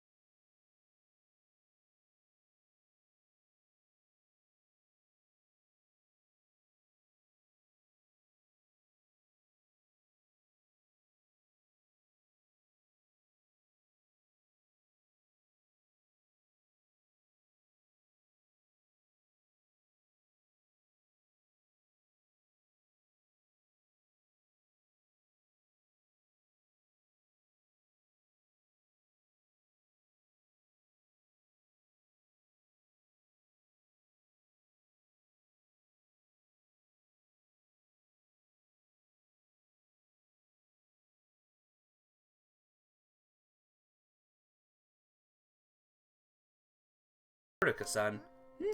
Futaki-san needs your hands. Yeah, Haruka-san nodded. I thought so too. We are sisters after all, though it is the reverse of when we were kids. Oni-chan was always the one taking my hand. So now it's my turn, Haruka-san said to me with resolute eyes. Kanata. I made the arrangements. Look for our parents, rent a house, and the preparations for a transfer were completed. It only took a glance to understand that the parents I had met for the first time were struggling. My imperial mother was still sleeping in the futon, unable to even call a doctor. Her visage was skinny. My father, who was struggling to make ends meet with growing fatigue. Nice to meet you. I am Kanata Saigusa. My parents looked at me with sad eyes. What did my parents feel when they heard their daughter say nice to meet you? I couldn't fathom it. And though I'm Futaki at the moment, I will change soon, so I use that name now. I explained my situation briefly. By the summer's end, I would prepare them a residence, a job and money. Even a little. That will help Mom recover and give Dad a bit more breathing space. We should be able to set up a normal family in front of that girl. I'm sorry. For someone as young as you to do so much. Haruka will be living together with you. Haruka? Is that alright? Yes, please treat her well. That girl. Her condition is really horrible. I see. At the Saigusas, she has been mistreated cruelly. Will she be able to laugh? Even though I was finally able to meet our parents, I couldn't prepare anything other than this horrible conclusion. She has forgotten a lot of things. Wonder if she still holds any feelings of love toward me. A human is a fragile being. The person who broke this girl had to steeled themselves. For my sake was none other than me. She hates me, and you too. You're a given, but why you too? It's alright if you don't want to talk about it. I'm sorry. My father bowed low. I shouldn't be expecting forgiveness from you. But I want to apologize. I'm sorry. My parents told me how out on the streets at the ends of hardships they still tried to save us many times but failed. They told me why we were born. Even after I was told everything, no feelings came to me. Just a feeling that happiness was nowhere to be found. About Sho. I already saw him. The other father that I have is now confined within those walls. Kanata. I was refused by Bluntly at first, but he was acting quite smart. Maybe he saw the resolution in my eyes, but he talked to me. At some point during all the acting and lies, it became the truth. Overflowing sorrow. In this world, there is surely someone with a lot of happiness. In place of that happiness, sorrow was probably also born somewhere. I didn't think we were the only ones suffering. Even if that girl thought she was the only one unhappy, I didn't want to correct her. If thinking that would let her go on living, I was fine with it. I'm sorry, Kanata. I don't hate you. Just being alive is enough. Someone whispered that it's wrong. However, this is all I could do for Haruka. Living together with our parents. Being able to go to school. There's only one thing missing from her ideal family. That girl will no longer smile at me. If she hates me, it's fine for that one thing to not be here. When I said it, I was assailed by a sharp pain. My dreams can no longer be fulfilled. For that girl to hold my hand and smile and call me Oni-chan, I know that's no longer possible. Even though I would settle for that alone. Even though I didn't wish for anything else. Even though I'd be fine as long as I can have that. I'm sure she will find happy things when she goes to school. It's a lot better than living at that place, even if it still has to be bullied by me. She may be able to make friends. She may be able to grasp the things that were out of my reach. When summer ends, please leave this town. Please let Haruka live with you. What about you, Kanata? Probably we'll never meet again. I'm not even allowed to tell Haruka that. You can keep pretending to be a happy family until the end of summer. It's not a lot of time, and she may not think of it as happiness, but to be able to live with you was that girl's dream. Therefore, no matter what, please always tell her that you're happy. She will probably protest if they say they're happy to her. Still, I want them to say it. No one has ever told her they're happy to be with her. What things are fun? What you're supposed to talk about with your parents? Or even what she wants to talk about, how to go about it. She knows none of that. So even if things feel awkward, please tell her if you're having fun. I understood that. I'll do that. I too think it was a laughable request. We who couldn't talk naturally, where have the things stolen from us gone? Father, Mother, Haruka, and I, none of us could see any happiness. Our relatives were also pitiful. Pitiful people. They can only assert themselves by taking advantage of others. Mother gently extended her hand from under the blanket. I softly took that hand, as if to say, I'm sorry. My mother's thin arm didn't look reliable at all. It's strange, but tears couldn't come out. Since I was a doll, I had been all this time. Good morning. The first thing I heard after I saw those memories was, good morning. I had been taken to Kujavaka's room. I slept from then until noon the next day. It had been a while since I slept so long. Here, sit up. Why Kujavaka's room? Since little Ku told me to go and use it. I looked around the room. The room I had entered before. This room has a nice feel, doesn't it? Right. Haruka had also entered this room before. It seems our impressions were similar. I also think this room has a pleasant feel to it. Suddenly, it occurs to me that I could always be myself in this room. Can you sit? I sit down on the bed. It was all a lie, wasn't it? That's right. I've been lying this whole time. Yeah. I'm sorry, Haruka. いいよ That's fine. もういいよ It's fine. I said that back then. 覚えてない Do you remember? その後のこと Tell me what happened after that. 夏が終わったら What did you plan after that summer? Tell me. Yeah. Explain the situation. Haruka listens quietly. When I am done, Haruka sighs. お姉ちゃん Oni-chan, it must have been tough. Must have been hard for you. There. Good girl. Kanata, you're no longer alone. Haruka. Haruka pats my head with a smile. The dream I held all this time, telling her everything and having my sister forgive me. Haruka. 何 What, Oni-chan? A smiling sister. She gently embraces my head. Those warm hands, that warmth. I've been longing for it all this time, but the reality is that I will lose that warmth soon. That's painful and frustrating, but now I also feel happy just being like this. Haruka, 私 I'm glad I brought you here. Yeah, I'm grateful. I thought I was the only one suffering. I noticed that was a mistake. I was always letting the past shape the future. Wish this moment would last forever, but no matter what, time will keep on flowing. Though this moment cannot last forever, so you don't have to wish for this moment anymore. Oh, you must not wish for it. Oni-chan too. You don't have to put up an act anymore, just like the days back then. My sister encouraged me, that clumsy me, my wish. That this girl would forgive me. My sister had become strong enough to make my wish come true. Yes, that's right. Thank you. それでさ Oh, I have some advice for you. What? 今後 An advice for what's coming. やめたい She wants to quit? It's so sudden. What's the 業 reason? 界の仕事 She に said she 専念 wants to したい focus か on ら the な dorm のね committee. I see. The committee resignation form was easily 前から accepted. 二木さんは Futaki-san, 頑張りすぎてたと I always thought you had a tendency to overwork yourself. Sure, this is for the best. 次だけは We'll make sure the transition goes smoothly. 待って晩秋を Please return the armband. After being told that, I leave the student council room. ごめんなさい I'm sorry. I bow to the freshman disciplinary committee 証 chairman. 券振り回しておいて I'm sorry for leaving the responsibilities of the committee like this. As if unable to keep watching silently, the prefects around speak いい up. ですよ That's alright. こ Eh? の道 No matter what, all committee chairmen will retire after the summer of the second year. 少し早い This is a bit ahead of schedule, but please leave the rest to us. Do your best with the dorm committee's work. Thank you for all your hard work until now. Sorry for the other day. That wasn't your fault. It was all due to me being unreasonable. It's natural things turn out that way. I only reap what I sow. I'm sorry, and thank you. Alright, now to the kendo club.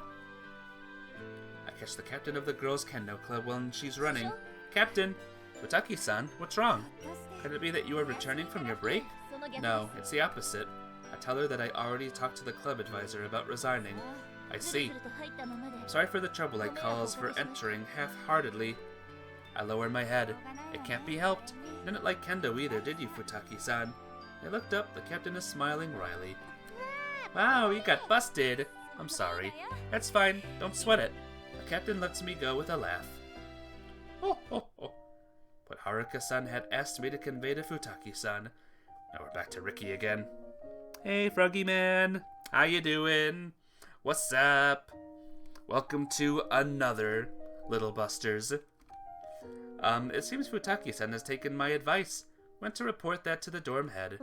Quite a bold step you made, Sagyusa-san. いや It's nothing. She was working way too hard up till now, that sister of mine. Certainly. Ricky-kun seems to think so too. Yeah. Isn't that timing good as well? It's obvious she's quitting because of overwork. I'm so sorry for all the trouble I've caused. It's alright as long as you reflect on it. Taki-san looked down, twisting her forelocks with a finger. He got you there. But yeah, how have you been today, Froggy Man? How is life treating ya? Tell me everything, or some things at least. やられてる He got you. What? Ah ha ha. There are things you can't do by yourself. Rather than wearing yourself out exerting yourself on your duties, I think it's better to look around for help at those times. そうそう That's right, many a little mickle or something like that. Or something. And all the hard phase, but I think it's passing through. The hard phase. The hard phase of what? But I'm glad you're passing through. No more hard phases. You're going through a hard phase? Whatever the hard phase is, I'm glad that it's passing through. No more hard phases, like I said. That's not how the saying goes, Haruka. What did I do wrong? Get wrong. Hard phase of life. I gotcha. I won't pose any more questions about it if you don't want to talk about it. But I'm glad you're getting through it goodly. Futaki-san looked somewhat troubled watching our conversation. From time to time, the ends of her lips moved as if about to smile. That was heartening to see. Tap, tap, the sound of a pile of papers being arranged. I should go and make copies, right? That's right, that'll be all for those documents. I stretched my back. The plan for the committee's succession was about to be done. There were mostly documents regarding the school festival. Thanks for your hard work. You too, Futaki-san. I've gotten completely used to the dorm head's room. By the way, the male dorm head is currently out for an interview. The female dorm head is also out job hunting in Osaka. Hope the interviewer isn't scary. Saw the dorm head off at the school gates earlier. She was holding her belongings wrapped in a piece of cloth. Wonder if she'll be alright. Because of that, Futaki-san and I were the only two people in the room. You're so weird, Naoi. Why? You're not helping me with the dorm committee work all this time. You're first. Hey, well done. You're the first one here. And you really are. How are you first? No one else has been here. That's why. Ah, that's right. It seems I'm suited for desk work. Why are you... Is something wrong? No, it's nothing. I'm interested. If you want to ask something, go ahead and ask. It's just that I was wondering, why did you keep helping me? Even though I was that cold toward you, why? That's what I was wondering. Taki-san looked into my eyes. This question again? That's right, yet another why. I can't seem to laugh about it. Was because I couldn't leave you alone, Futaki-san. Why? As Futaki-san question, let me save real quick. Oh, wrong button. Save right there. The correct answer is because I like you. That is Shirley. It was originally one of Kyosuke's missions. After helping her out for a long time, I got to know Futaki-san's honest face. I got involved with Haruka-san after that too. And all this time that Futaki-san now kept holding under the painful memories alone. Futaki-san, I couldn't leave you alone because I like you. I hate beating around the bush, so I'll get straight to the point. Sure you noticed when you first met me that I'm not a nice person. I don't think I've done anything since to change that, so let me ask you. Do you have any other girl you like? Do you have anyone who is your number one? The one you love the most isn't me, right? If you have questions, go ahead. Alrighty. Right now I'm just locking in and trying to get through this chapter as fast as I possibly can. But, I will surely ask when the time comes. I'm someone I like. Taki-san hung her head. Then please go tell that girl that. I'm sure that girl will like you too, Naoi. She'll probably return your feelings. Probably not. She'll probably be very glad. Should go tell her that. Yeah, that's why I'm saying it. I'm telling you, Futaki-san. Futaki-san, I like you. Futaki-san's body froze up. Well, what's that? Why me? How could you say that, given how horrible I am? Despite that, I like you. I'm sure despite all that, Futaki-san, I wanted to help you in your loneliness. No, it's because you were holding it in all by yourself that I wanted to help you. It's just that, without anything complicated, that's all I thought. No way. Taki-san looked at me with surprise. There's a limit to being kind-hearted. To be able to say those words, you're the worst. Really, you're the worst. Someone once asked me what I would do if I found someone who had fallen into a pit. I'd think I'd try to pull them out. If I didn't think I could do it by myself, I'd get help. Just like how I asked Haruka-san, Kun, and Kuragaya-san.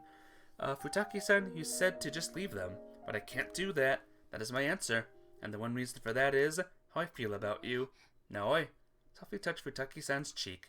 Taki-san didn't shift away. Nah. Quietly our lips touched. It was for only a brief moment. I'm glad. About? I decided to resign from my post in the disciplinary committee. But to do this just because I'll be quitting soon? Taki-san touched her armband. That's right, Taki-san was still the chairman of the disciplinary committee. I sure am bold. I could get expelled. Taki-san said quietly. Well, I don't think you need to be that so rigid. I'm not telling you to break the rules or anything. But how I should put this, you are Haruka-san's sister after all. Even if you are a bit of a troublemaker, I think that's just something you two have in common. You try so hard to do everything well that you end up stumbling, but since that's a part of what makes you you, I don't think it's something you need to change. I said it before, but working isn't your only good point. Taki-san hung her head. Her cheeks blushed ever so slightly. She looked embarrassed. Stupid. You're stupid, Noe. Maybe. I turned aside with a smile. Taki-san stood up. What's wrong? I'll pour some tea.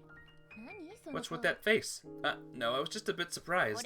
I also have some knowledge of tea ceremony. Only the basics, though. What are you watching? This is called Little Busters. It's a visual novel. I wasn't surprised because of that, though, but whatever. It's a good visual novel, by the way. Thank you. I think Futaki-san's turn back. On the day off, I decided to go to the shopping district to buy something, of course together with Futaki-san.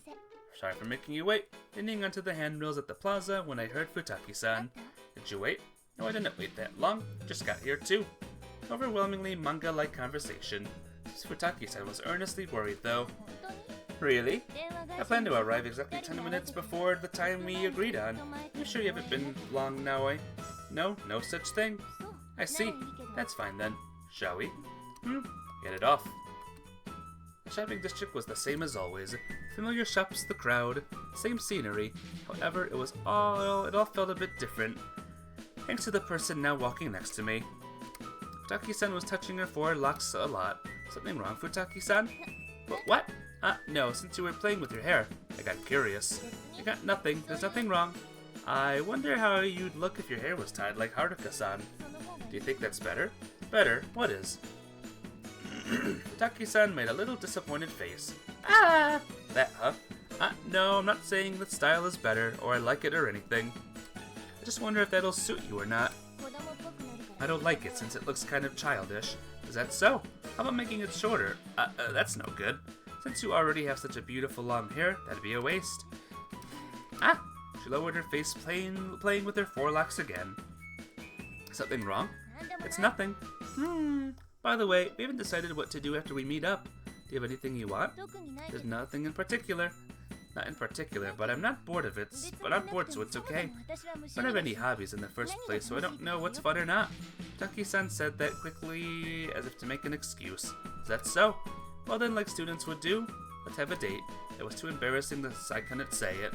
Suddenly remembered. I should have those movie tickets I put in my wallet. Taki-san? What? Took out the tickets. Let's go see a movie. Have these tickets from the dorm committee. You still haven't used them? Fortunately, there was no one to come with me. It's a little lonely, no, eh? Her eyes widened for a moment and then her expression relaxed. That's a good idea. Let's do that. Yeah, headed for the mini theater. We are here, but what shall we see? We looked up at the board.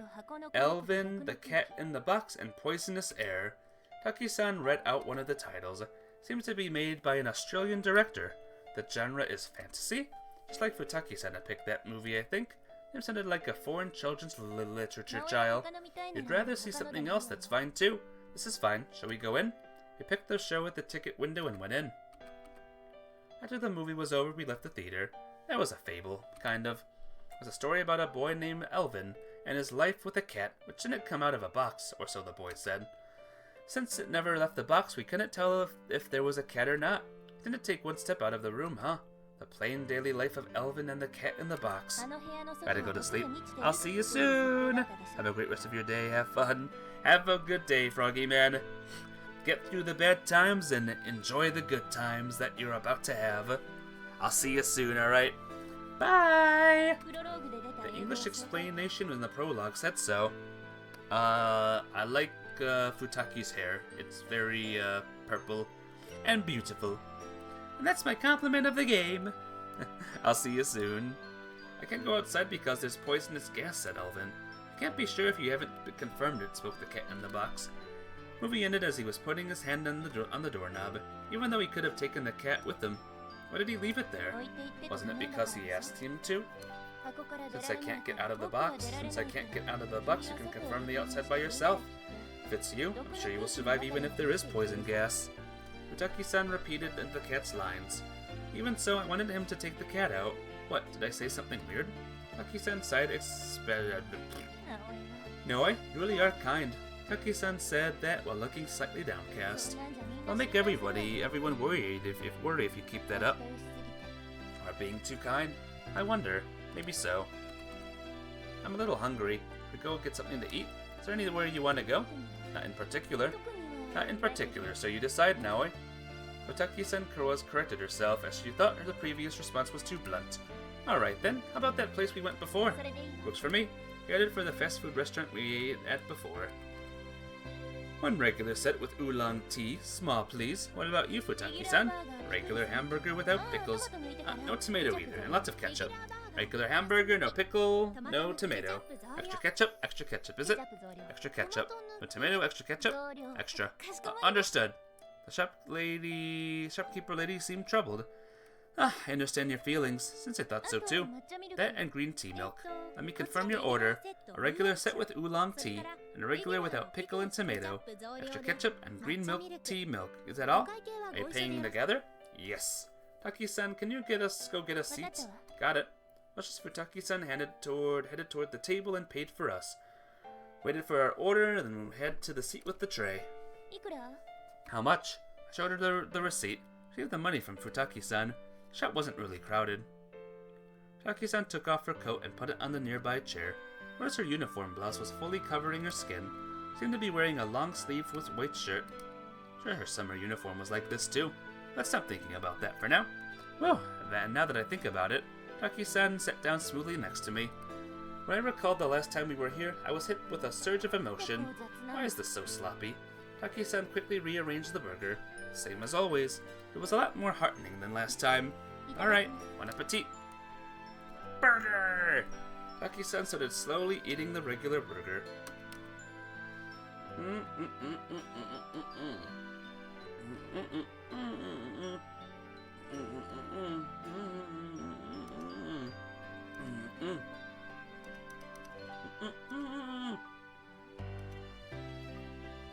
called out to the silently eating Futaki-san. Expression seems to be saying, "What? Don't disturb me." No, you got some ketchup on your face. Taki-san looked around for a paper napkin. However, she was still holding the hamburger with both hands. Her fingers were full of ketchup, so it got even messier. Shall I wipe it for you? She shook her head. She got more ketchup on her cheek again. You were increasing the damage. Ouch, she was still glaring at me. Her face was beet red. She really looks angry. Should I wipe it or not? Suppose there was not really much of a choice. It may be just my personal opinion, though. It's alright, I'll wipe it for you. I'll be done really quick. Yeah. Scrub, scrub. There you go. Taki-san resumed eating silently. She finished eating, rubbed her fingers with a napkin and spoke. I'll kill myself. Such an extreme response. So the embarrassed Futaki said was a refreshing sight. Thought that while drinking my oolong tea. After leaving the fast food joint, we walked around the shopping district. We didn't have any destination in mind, but Futaki-san didn't seem to care. The weather was nice, so was the wind. By the way, Futaki-san, huh? You realized Futaki-san had stopped mid-stride. There was a stand by the street side. Various small accessories were on display. What did you find, Futaki-san? It's nothing. What were you looking at? I leaned over to look at the items for sale. I said it's nothing. Taki-san was pulling on my sleeve, but I kept looking. It's really nothing. This? I pointed at one accessory. It was faintly yellow glass globe hair ornament. There were some green stripes on the glass that made it look like an orange.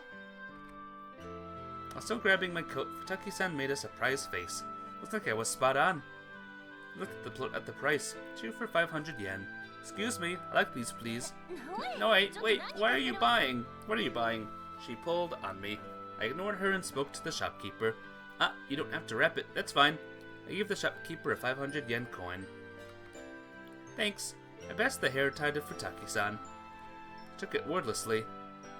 Shall we go? Or should I keep walking? Gah, seemed to be deep in thought, paying with her forelocks. Such an obvious reaction, it's fun to watch. How did you know I like this one? Deduced it from circumstantial evidence. Circumstantial evidence? A teacup. That teacup was yours, right? That's right. While holding the hair tied tightly, Futaki-san smiled bitterly. That's right. Is it a present from someone? Kuragaya-san. Just as I thought, good thing it wasn't something more outrageous. used it as a way to harass me. She knew I have citrus allergy. Can't eat oranges? No, absolutely not. I can't eat those. So I can't eat that girl's favorite food with her. Ah, I see. And Kuragaya-san's intention. Certainly you could call that harassment. That teacup is sort of weird. This design is ridiculous, isn't it? It was a gift, so I couldn't throw it away. Every time I see it, I recall my fights with her. But every time I am once again reassured of my feelings, it was a cruel harassment. That maybe just be Kuragaya-san's kindness. Futaki-san seemed to understand that. She spoke while holding a tray tightly onto the hair tie. Am I that easy to figure out? Sometimes. The real Futaki-san may be easy to understand. She hung her head. I'll be an embarrassment. Thank you, Naoi. It's no big deal. Never got anything from a boy before, so it's no big deal. So it's a big deal. Thanks! Thanks was faded into the air. Hey, it was fun. Me too. Thanks for keeping me company. Naoi? What? Close your eyes. That's fine, but why? Took a breath. Something soft touched my cheek. Soft, warmly, and with a faint scent of mint. It's my thanks. Please accept it. It was embarrassing, but it was just like something Futaki-san would say. Monday at the dorm head's room. Gosh darn it.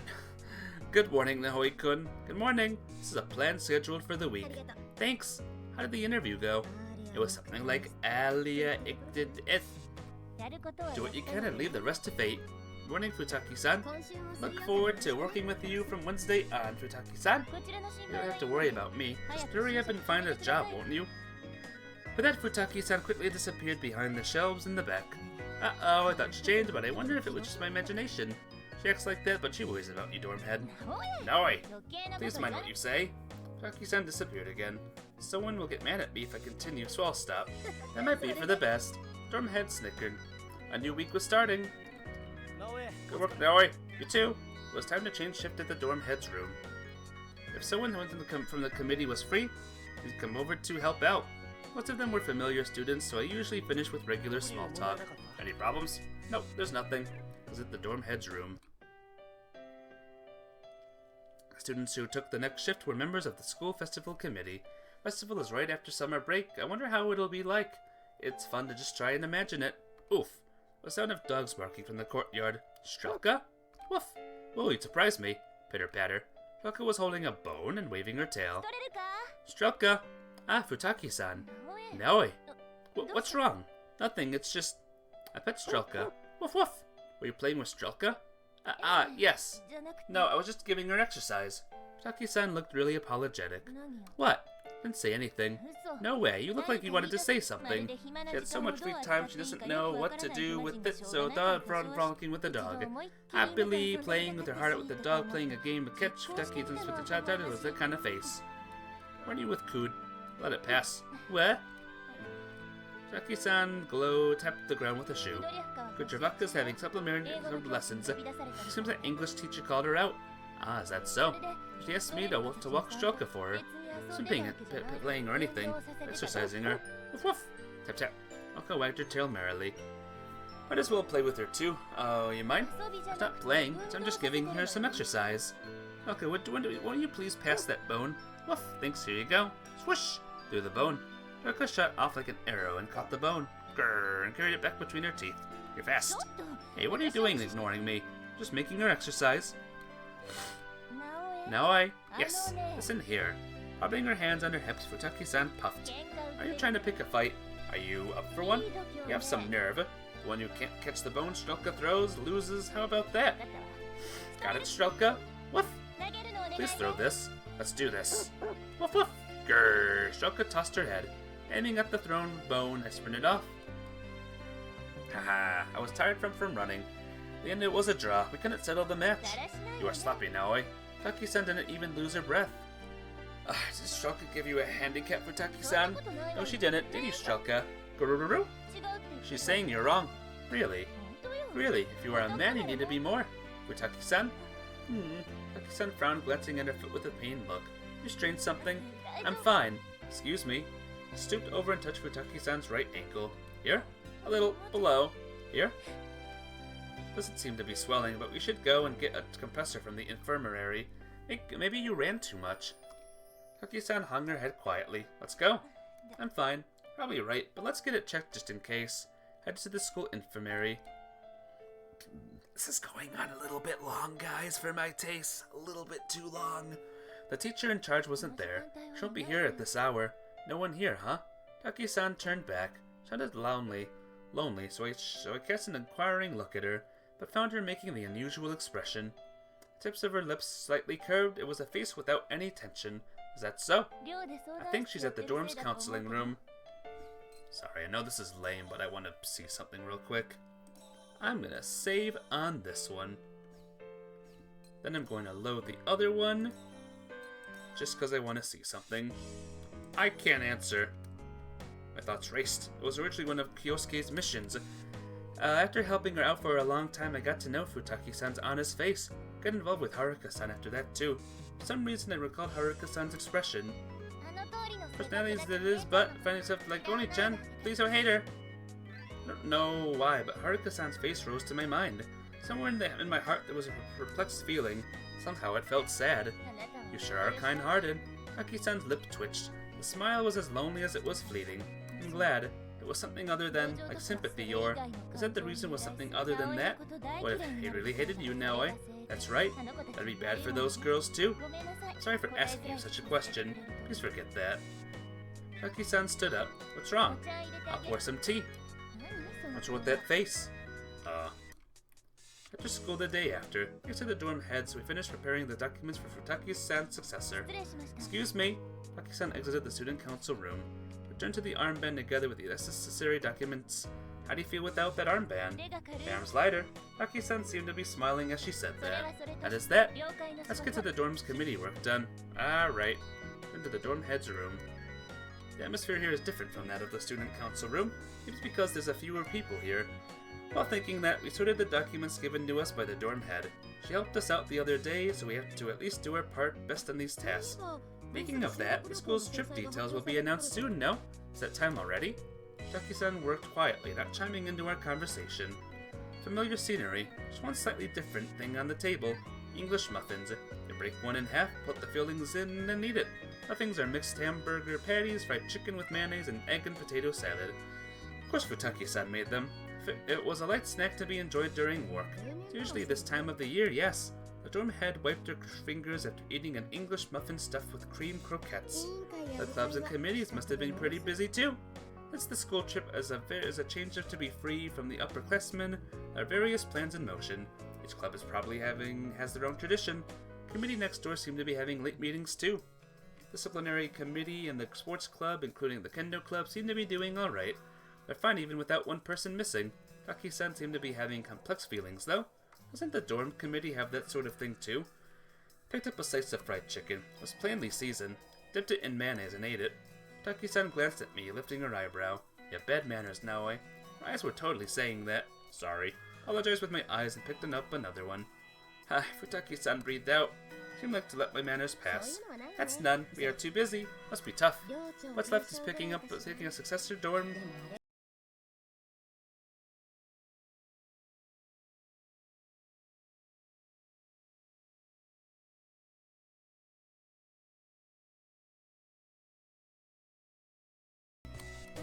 Futaki-san?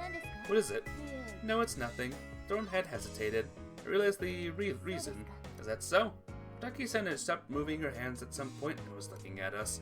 She was smiling, but her expression seemed vaguely lonely. I think something about it struck me as odd. Kana-chan, you've been smiling a lot lately. Do you have a change of heart? I did not.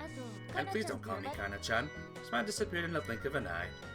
The usual expressionless Futaki-san. The faint, strange feeling also disappeared like it hadn't been there. It's really gonna start feeling like summer soon, huh? Ah, that's right. Conversation started again. In the meantime, the rustling of paper continued as documents were being sorted. I can also hear the sound of sand flowing in the hourglass. Okay. So, the first choice I chose was for a baddish end. So, I'm gonna load this one, and I'm just gonna skip through it a little bit. Just cause it's a little bit long for my sake. This is a lot for, like, a bad ending. I don't know why it's taking so long. When will the teacher come? So they might have blown this one out of proportion a little bit too much. 寮は保健室他の生徒 All I know is that they're talking, they're discussing things and talking, and it's just going on a little bit too long. And I do enjoy visual novels and streaming them, but this one, the burnout is happening. Reading it a little much, reading it these 3-hour sessions, it's a lot. It's a lot. I think this is the 20th or 21st stream. That's a lot of reading. I mean, it took a long time also when I read Clannad. I think that one's 30 streams long. That one just wore me out. Luckily, this is one of the last ones I'll be reading, so yeah. All I know is that they're together, they're having a cute moment. She's lying on the bed. It's very cute, very nice. This is just a lot for a bad ending. Maybe don't have a bad ending that's this long, in my opinion. Maybe just don't. Maybe just have, alright, this happens, game over. My god, they're still going. They're still going. Oh my gosh, it's insane.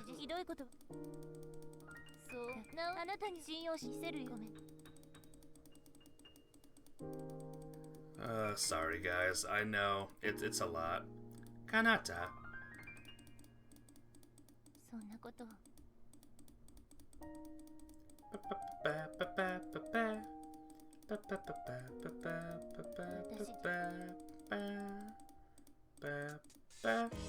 Get to the dorm head. Documents for Fusaki's successor. I broke the moral codes too. Is this the same bit from before? Oh my god, how long is this? These guys really made this too long. Like, massively too long. Okay, so all of that was extra. All of that was just extra for the bad ending. Okay, I'm gonna save it on this one, and then I'm gonna load the other one. Okay, the sound of sand blowing in the hourglass. Look up at the sky. It's an uneasy color. Ray continuing as far as the eye could see. It's already the school trip, huh? A mumble that doesn't reach anyone. The unease before the rain. Let's go back. The usual morning at the dorm head's room. Good morning. Huh? I know this is me wasting a lot of time, but if I don't do this, I'm gonna freaking lose it. I want to see how much more of this chapter there is. I know I'm wasting a lot of time doing this, but I'm at my limit with this chapter here. It is a long chapter. It's my least favorite one, and I just feel so very bored right now. I know, I shouldn't, but I do. Oh, man.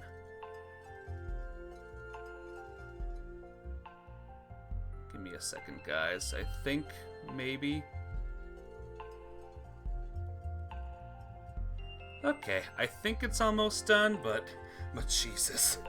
Futaki-san was already there. She was holding a dust cloth. Good morning, Naoe. You are early. What's up? I've been earliest until now. Just happened to wake up early. I see. Huh. Documents that were here. Those were mostly complaints to be filed. They were all gone. I filed them. I see. The box over here was gone too. It had been put on the shelf.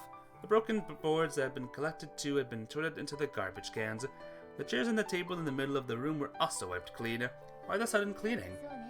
Yeah, something like that. Didn't this take a lot of time? It's nothing much. About an hour. Wonder if they really could be done so quickly. Probably not impossible for Taki-san. I'll leave the rest to you, Naoe. Taki-san turned away, whispering, yes, but there doesn't seem to be anything left.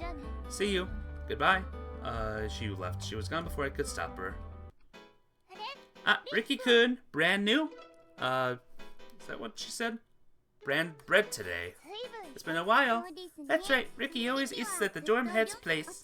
Is the tea, right? It's delicious. Thanks, Coot. Well, the young man didn't come here just for the tea. Well, there doesn't seem to be work at the dorms committee today. Really? That's unusual. Nah. What's wrong, Haruka-san? That black car. But why? Do you know what, Haruka-san? It's the Futaki family's car. Just let me check something real quick. Okay, we're right here. Okay, we might not finish this today, guys, this chapter, because it's so fudging long. For that to be here, even though they weren't supposed to come here. Wafu! Ricky, is that Kanata-san? I remembered what happened this morning. It couldn't be. Was she returning home? I'll leave the rest to you now, eh? See you. Goodbye. Why so suddenly? For Futaki-san to disappear so suddenly, it was a dark thought. If I run now, will I make it? Wait, young man. Eh? Where, Yui-chan, what are you doing? Rin-kun, help me take down the curtain. What? I don't understand what you're saying all of a sudden. Looks like even Oni-san would get a few wounds if I jump down from here. Is that it? Emergency rope, is it, Yui-chan? Exactly. And please don't call me Yui-chan. Kuragaya-san quickly tied the curtains together. Her skill is fearsome. This should be fine. She pulled on the knot, checking its strength. She then tied one end of the lockers and threw the rest dangling down from the window. The one going down was, obviously, me. I ran onto the curtain and cast a single glance back at the classroom. I missed the classmates wondering what was going on. I saw Masato and Kengo holding on tightly to the tied-up curtain. Even if the curtain snapped free from the lockers, I'm not afraid with those two holding it. Masato, Kengo, I'm counting on you. Ricky, take care. At the edge of my vision, I saw Haruka-san running out of the classroom. Ha! Fun! Pushed down the length of the curtain without stopping. I can't scold Kyosuke next time. I'm doing the same thing as him. He couldn't reach all the way to the ground. Took a breath and jumped down. I couldn't land well. Stumbled clumsily on the ground. Still, I stood up and ran. Futaki-san. Tried to stop Futaki-san, who was entering the black car. Please make it. Futaki-san. Kanata, who was this? The adults surrounded me. They were so intimidating, I almost flinched. Going against 5 adults would be hard. I don't know him. That's not right, Futaki-san. What are you saying? I didn't hear anything about you returning home. It's simple. I didn't tell you. Futaki-san's expression was cold and dry as she answered, as if she had returned to her old self from when we first met. It would originally have been at the end of summer, only got moved up a little. It was so fun here. I kept delaying it. I've been planning to go back all along. If I do that, that girl can stay in this town. That's the story. That's all. Futaki-san was about to turn away. A voice stopped her. That's it. That is a lie. Hello. It was Haruka-san. And then Kuden Kuragaya-san. That's a lie. Haruka. Oni-chan can't wait to return. Sagusa's daughter. Who interfered? Didn't your parents tell you that? They didn't. Rather, they told me to please stop her. No. Haruka. Oni-chan is not going back. No. I won't let her. Little Kud. Roger that. Shelka. Belka. Kudravaka too. What's with these dogs? Grr. Bow. The adult who was about to hit the dogs were thrown on his back by Kuragaya-san. So when Kuth, if you like dancing, I shall be your partner. One more person approached Kuragaya-san's back. Street dancing? These guys have bad moves. Kyosuke. In the blink of an eye, the situation had reversed. Futaki-san. Excuse me, Kanata-san. In the world of dogs, lodging, and meal incurred debt, must work in return for your meals. This is called He Who Does Eat Shall Work Too. Coot seems proud. Coot-chan, I don't think that's quite right. What are these guys? Can I kick them away? Mari and Rin appeared. You don't have to do that, Rin-chan. Didn't you call the teachers? Yep, see over there. Nowadays, strangers are not allowed on the school grounds. 110. 911. The adults panicked when they saw Nishizono-san holding a cell phone. Kanata, what is the meaning of this? Haru-chan attack! Instead of an explanation, they received Haruka-san's body blow. In time, Kud and I pulled Futaki-san out of the car. I got Futaki-san, who tumbled forward. The adults tried to reach her for her. They were stopped by Haruka-san. With arms spread wide, she stood between us and the adults. And she spoke. You don't have to go back, since that's not your home. So you don't have to go there. As if trying to protect her only sister, Haruka-san looked straight up and spoke facing the adults. If you must go no matter what, everyone's going with you. Haruka, you... What nonsense. It's fine. I've decided. I've decided that this outcome is better. More than a sad conclusion, more than a painful conclusion. This way is much better. Decided that this is better. And what is your will, Kanata? Futaki-san shook her head, and she kept silent, hanging her head. Kanata. Kanata-san. Haruka-san and Kud called out to Futaki-san. As if to answer them, then she looked up and smiled. That's right, I don't want to go back. I really don't want to go back. Just a little longer. I want to stay with Haruka, Naoi, and everyone else. The adults kept quiet as Haruka-san's and our pressure. Without thinking of difficult things, just want to be with you. Just want to hold hands. I don't care if I lose everything. I should have said that to you. I thought that was weakness, but that's wrong. If I don't say it, I won't be conveyed. My own ideas, my own existence, in order to show them. I needed to say that no matter what anyone says. I want to hold hands with my sister right here. I've been thinking that the whole time. Really, I don't need anything more than that. Kanata, do you want to become useless as well? That too is fine. If I am to become your tool, this way is better. Way, way better. I'll regret this and come begging for forgiveness later. Those parting words the adults left in the car. Looked at it until it disappeared from sight.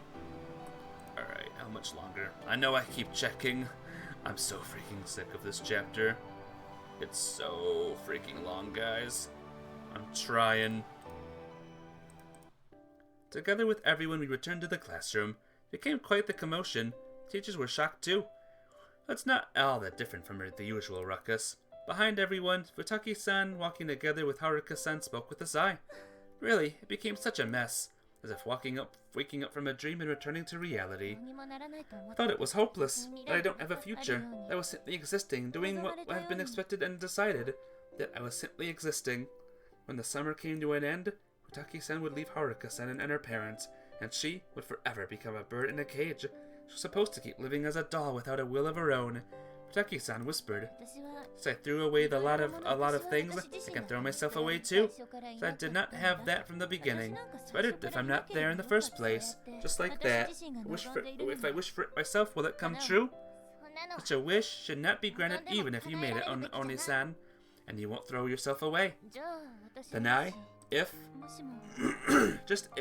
what I said if I wanted to run away, would you run away with me? Yeah. Haruka-san and I nodded. Don't answer so readily. I wasn't saying that flippantly. Why don't show some resistance, like Haruka-san or Futaki-san's parents? Their methods were wrong, but still. Futaki-san's parents and she too couldn't win against the environment, but still. They couldn't attain the best, the ideal outcome, but still. It may have been the worst, the most terrible outcome, but still, Haruka-san and Futaki-san are living here now. This is a lot better than not being here at all. Even when it was painful, tough, and sad, even when there is no way to win, I didn't want to give up. You're kind.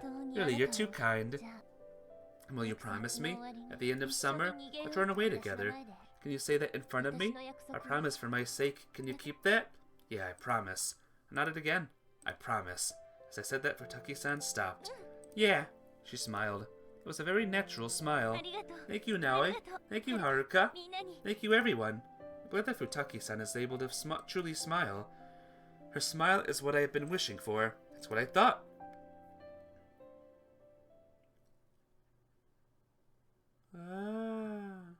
My vision slowly grows blurred. Where am I going? No, I'm not going anywhere, I'm sure. Are you fine with this? Are you truly fine with this?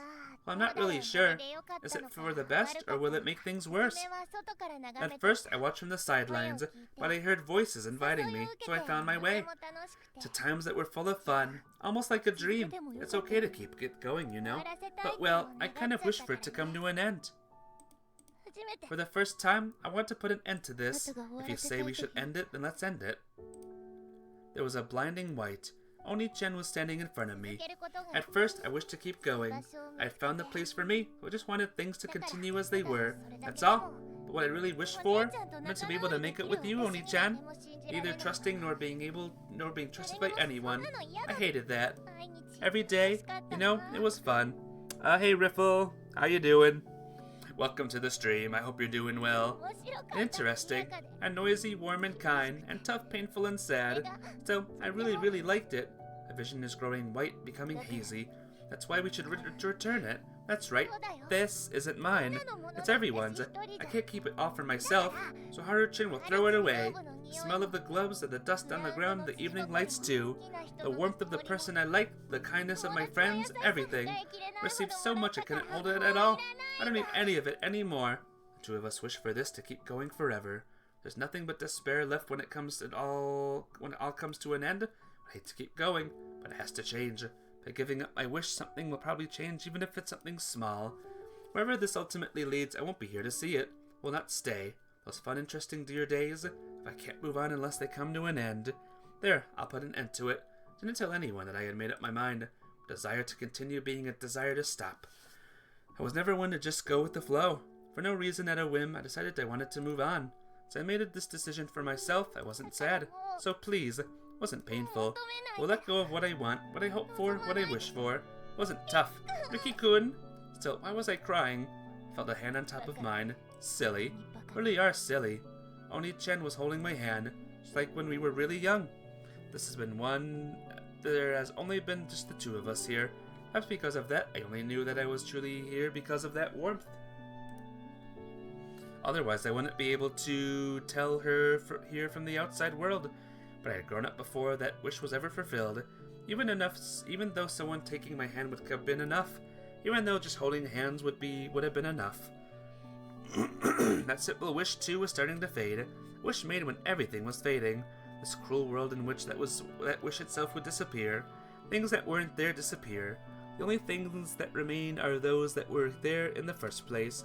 So when the time comes, it'll be alright for Riki-kun and Rin-chan to decide. If it's them, they'll definitely make it.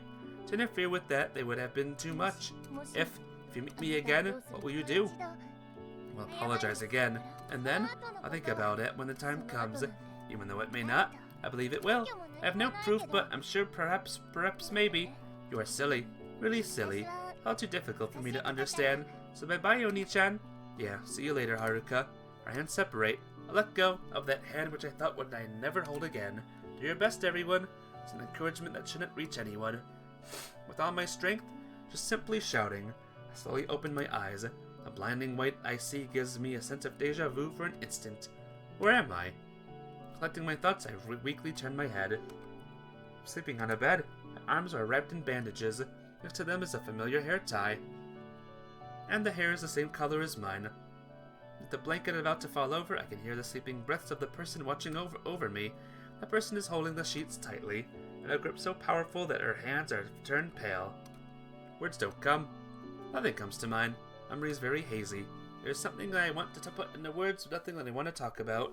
But I couldn't say anything. I wonder why. So the first thing I did was gently touch her hair. The moment I touched her hair ties, I found my voice. I'm sorry. Thank you. Memory that felt as once both ancient and flickered through my head. Realized right then, no longer had those dark feelings. No one meant to be evil. Those meaningless words, if I spoke them, I would laugh at their silliness. Thought there had to be malicious intent, but I was wrong. But it wasn't all malice. There was someone he saidly liked me. There was a possibility. As long as I clung to that hazy memory, I felt I could forgive anyone. Felt I could accept everything and keep moving forward no matter what. Not the only one suffering. Someone else was also holding in their pain.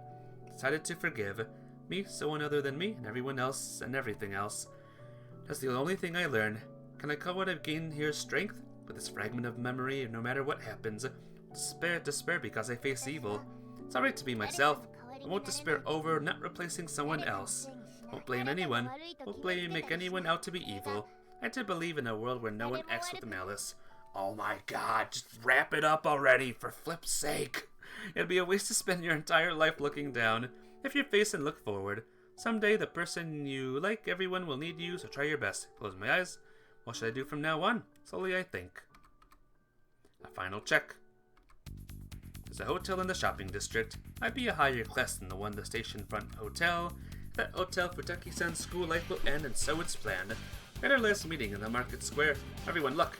Right open the map was a sketch of the hotel floor and the surrounding area. The emergency exit. While the emergency bell rings, the automatic shutters will close. Stairs are here and there, and every elevator will stop when the alarm rings. The route would be fixed then. Sorry, again, I gotta check. This is just ridiculous. Ridiculously too long, and it just keeps on going over and over. Route would be fixed. Where should I go? When will be with Kyosuke at the fire exits to Futaki-san and I? Direction of the stair, in other words, the elevator. Shizono-san, the thing we asked to do from the science club. I have it. Only need to install it in the machine room. Belka, do your best. Woof! Grrr! The two bodyguards of Nishizono-san replied. Shizono-san will install the device that forces the stopped elevator to move. Let me save it here real quick. I want to complete the bad one first. Bam, bam, bam, bam. This is like a proposal. Yeah. You're proposing. Close your eyes. All right. Yep. Very nice. Thank you, everyone. Yep. That's what I thought. Yep. Why is it still going on both of them? This is insane. Why is it so long? This is the longest thing ever. Move, leave the stand-in by the fire escape. From there, we'll secure our escape route. It's alright for Kuchen and I to hold the exit in the taxi. We're not gonna pretend to be a normal passenger. So be fine, we practice. That's right. What about Kyosuke and the rest? Probably entered already. Where did Kyosuke get all that black suit thing from, or whatever? I think they said got it from the job hunting or something. I think it goes for him. Young men Kenku and Masato will create a ruckus, alright? In the opening, grab Miss Futaki. That's the plan. Confirm the roles. Let's note, though, we seem to enjoy drawing up the plan. Really, you may be right. I wonder if Kyosuke always felt like this. Really fun to scheming something. Refreshing smile. Really beaming. Text came from Kyosuke. Almost time. Preparations alright? Yeah, how about you? Kyosuke replied, okay. For Kyosuke was Masato. Come whenever. You can go, give it to us. Close the cell phone. Shall we start? Mission start. Okay, got it. Roger, understand. Gotcha. Woof, grr. Moved out. Our conversation while holding in the darkness. People who are feeling fed up are in the majority, neither families, just up to few are something or whatever. Need an opportunity to set the adults. Adults from the Sakusa family that Futakis were speaking. An opportunity. Everyone thinks that, but nobody's moving. They cannot act before it's because it was just Haruka-san and Futaki-san. But it's no longer just the two of them. We are here. We need to create an opportunity for them. The adults can't do it before becoming adults ourselves. We must do it. Ricky-kun. In a faint light, a voice came from the nearby room. Was it really okay? What? Well, to get everyone involved in this mess. Neither us volunteering to help, since we are little busters after all. Even if I didn't say it, seemed Haruka-san understood. Ah, that's right. Thanks for accepting me as a comrade. I didn't answer Haruka-san's gentle whisper. That was an obvious thing. And what have we been aiming for? Called my idea once again. Meet face to face with Futaki-san's partner. Destroy their plan. Declare to them that no one belongs to another in this world full of taking. We belong to ourselves. Confronted by the harsh reality to come, and taking back control over our future. About time for Futaki-san to continue. Hey, Riki-kun. Yeah, what, Haruka-san? About that, I got something to say, wanted to say. For me, I'd say till now I'm a coward, but still I Riki-kun, I. Haruka-san had closed her eyes in this faint darkness, trembling a little.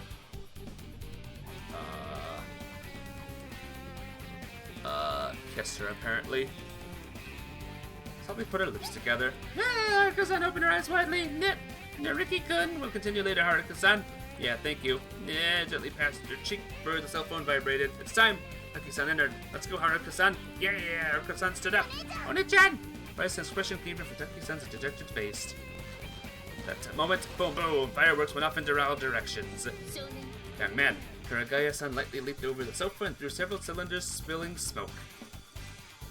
It takes only a few moments for the smoke screen to start working. Haruka-san and I ran. Taki-san, Kanata! Surprised adults just tried to stop us. Thud of something falling down. I crouched. Masato! Heard his voice saying, go, Ricky! Extended arm was holding the handle of the desk lamp. Can go! From was the whooshing of cutting air. Sound of impact. Thanks, you two! You guys, what are you doing? There's a big fight out there. What are you doing in the waiting room? Is Natsumi-senpai's plan? I want to say yes, but it wouldn't be true. Ricky and Sagusa are the masterminds. Ricky, nobody touched Futaki-san. swear on my name she's unharmed. Thanks, Kyosuke. Red. Yeah. Then stiffened up for a second. The sound of someone's shoes falling before could be heard. I'll trust you to be the substitute. Gotcha! Rin replied while holding a ribbon in her hands. Shall we go, Rin? No way! What? Is that what I wanted to say, but it's for Haruka. I'll go. Oh my, you've grown, Rin. Kyosuke patted Rin head lightly and looked at us. The rest to us. Natsumi-senpai. What is it, Futaki? Various things, but sorry, yeah, thank you. I'm grateful from the bottom of my heart, really. Taki-san mumbled a few words. Don't mind that, I feel the same. Kyosuke smiled impishly. A smile that was saying this much as nothing. See you later, Ricky. Kyosuke said that and disappeared into the smoke screen with Rin. Oni-chan, let's go! Rin while taking Futaki-chan-san's hands. Give me a second. Okay, we're almost done. I feel like I've ran this like this before. That too was running from someone. Haruka, what are you doing? It can't be helped. So I thought, let's end this. You're an idiot. Really, an idiot. Let's go, Oni-chan. The fire alarm made a shrill noise. Ran toward the elevator. We just ran. Futaki-san sighed after looking at Haruka-san, who was lying down. It's a nice picture. Happy and then nervous. But seriously, what are we doing? Futaki-san whispered at a loss while squatting down. Even though you have school, you already handed in the temporary absence form for the three of us. And here, money for now. I habu money. What? It's not just Haruka-san's money, I said, smiling wryly. We habu money. You don't have to say that again. Well, anyway, for now, it'll be alright if we wait for half a year before coming back. Parents also agreed to get various things from them too. Of course I'll properly pay them back. You owe them this much. There's also Riki-kun's stamp. No, you didn't have to go along with this stupid kid. Taki-san's eyes were not smiling. Luka, Haru-chan is not a stupid kid. Ah well, Haruka-san is serious in her own way. Please don't reply to her jokes. Rin couldn't deny that I'm a stupid kid. That's why, please understand, I'm being ignored. Hey, Haruka-san, Haru-chan is not a stupid kid. No, I know that. Moo, well, it's fine. This time most of our relatives are also approve of it. As for the people who bullied us, I'll report them to police later. It should cool their heads, the same place their father was in. To reform their wicked ways, there's nothing Haru-chan can't forgive. Haruka-san spoke her resolution clearly. That's how things are, so give up already, Futaki-san. Just as I thought, you wanted to make up with me. You came and kidnapped me. What's wrong with you? A cell phone gave several ringtones in succession. Looked at the screen and handed it to Haruka-san. Haruka-san looked at Futaki-san. You two really are just idiots. There were texts from everyone. Every one of them was the same. Do your best. Temporary escape. And after we came back, the hardships will continue. As long as Haruka-san and Futaki-san's hands are joined, that sadness may go away. Oops. It'll take a long time. Take it slowly. Our time is not unlimited and may be shorter than those repeating days. Yet, still, for something to happen, there is time aplenty. As I look up, the blue sky continues everywhere. Where shall we go? A warm place would be nice. Let's work part-time. How about an omelet rice shop? Omelet rice is tasty. But the stuffed meals are delicious there. Haruka-san was chatting merrily. Hey Haruka, aren't there more important things to think about? Taki-san already looked tired. Well, ha ha ha! We'll laugh it off. You really are an idiot. Can't be helped. I'm Oni-san's sister after all. Has nothing to do with me, does it? Yeah. Listening to the sisters' laughter, I looked up at the blue sky. There's birds.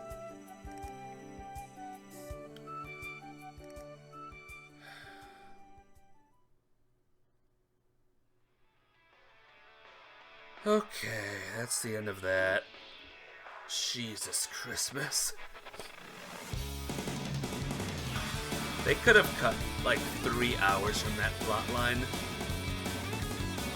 That went way, way too long. It was short in the anime. There was no reason why it should have been that long.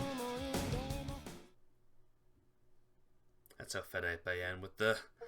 thank you everyone. Yay, I did it! Now let's load the other one. And we'll finish that one too.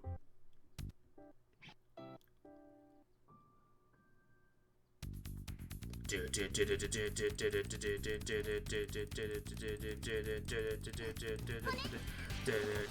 moment to stop. Yeah, we saved him.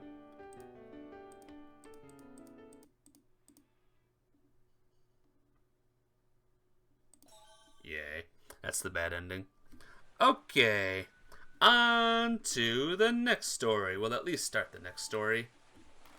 It is, in fact, this one. And what do you know? There's a standard end and an alternative end. I think I'm gonna pass the, standard end from now on.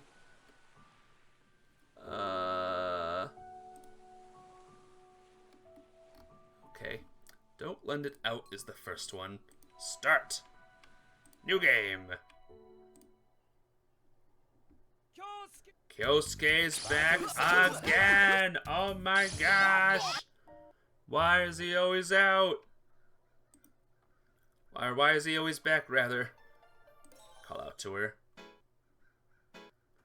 Go ahead. Go ahead. Go ahead. Go ahead. Rin's getting stronger. Rin's getting very, very strong.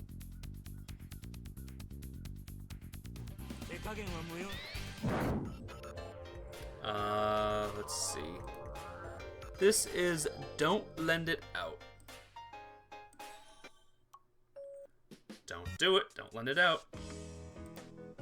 Next one is Let Her Be. Let Her Be. Yeah. No batting practice. That was cool. And this is Use Another Notebook.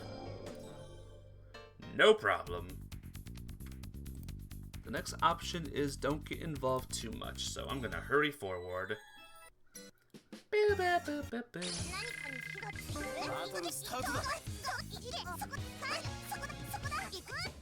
Hey, I won! Naked lightning. What? Whoa, whoa, whoa, whoa, what? Don't get involved too much is the answer here. Do it by yourself. Call it a day, I guess. Don't get involved too much. Sorry, Cood. Sorry! Don't go to the rooftop is the next one. I don't have it. Watch the battle, I guess. This one is Don't Go to the Rooftop. You got it. This is the 18th. Let's see. Go to the cafeteria. I guess play with Misato? I don't flippin' know. Hostility. Her gaze was more of a stare. I don't know why, but she seemed to be looking at me with hostility. But it really lasted just a fraction of a second before she resumed her steps. The group disappeared around the corner. The usual noise returned to the corridor. I heard Saigusa-san snort quietly next to me. Looked at my surroundings. What are you spacing out for, Riki-kun? Let's get back to class. Come on, let's go. Saigusa-san tugged at the sleeve of my uniform. Yeah. Began to walk next to me, and looking at her, she had her usual carefree smile. That thing we talked about before. In focus, I was just nodding my head while giving her an occasional half-hearted reply.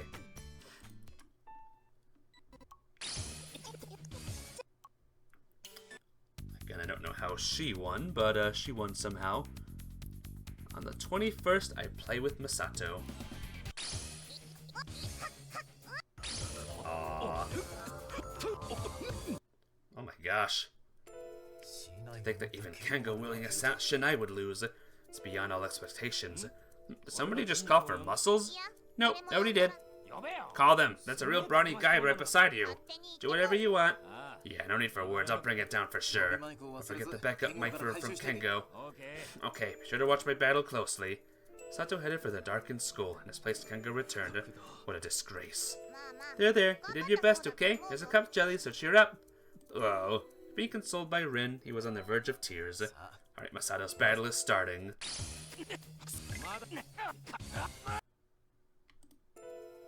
We, the little busters, have nearly been defeated. Seems that way. Kyosuke should be next. He's a leader after all. Everyone, dismissed. Eh? What's wrong, Ricky? Sure you were going to avenge us. Sorry, but I'm no match for someone who has defeated both Kengo and Masato. That's true, but since some students fell victim to it as well, school staff can't just ignore the problem. They'll send someone to capture it, and the problem will solve itself. That might happen, but felt incomplete, but certainly still seemed like something thought up by Kyosuke. I'll leave it at that. And so the night went on. Poor Burb. Play with Masato, I guess. Play with Masato.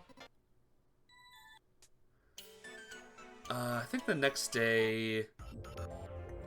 it's the 21st. Go! Aruka. Basic donut. Skim over it. Play with Masato. Who joins the crew?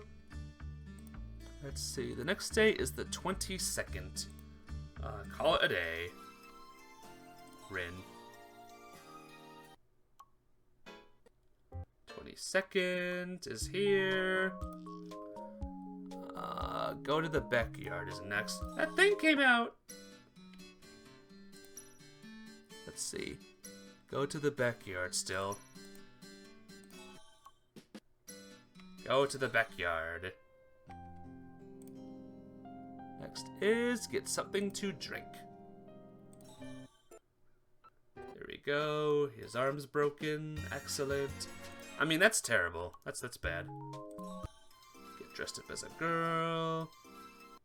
Awesome. Cool. Let's see. Get something to drink is next. Okay. I think I'm going to buy something to drink. I got to my feet, something suddenly caught my eye. Huh? There was a black cat peeping in at the classroom door. Is that one of Rin's cats? It can get bad if they come into the school building. I should take them out for now. Try not to draw my classmates' attention. I picked the cat up. Well, it's a bit of a pain, but I'd better take him to Rin. But did she really have a cat like this? Pondering on that, I headed for the connecting corridor. As usual, Rin was playing with her cats near the corridor. Rin! I spoke up. At that moment, the black cat leaped out of my arms and ran away in the opposite direction. What's that black cat? Let him trying to come into our classroom. Is that one of our members? Are the members all present? Meow! Meow, now, new. Cats meowed one by one like taking a roll call. Fyodor, he's not here. Rin, just how can you tell? It's not like all of them are always here anyway. Wouldn't be anything to worry about. But he's injured right now. The black one just now. I've seen him once in a while before too. Seemed to be worried about it. Why don't we go look for him? Rin nodded. Rumble, rumble. Meow, meow, meow, meow. You guys will have to wait here. Because she had stopped in the middle of playing with them, all the cats were coming after Rin. Back off. Meow, meow, meow. As Rin roared, the cats turned on their heels. They really are hopeless. That was amazing, Rin. We came behind the school building. This way. This area was used as a junkyard, so students seldom visited here. Meow!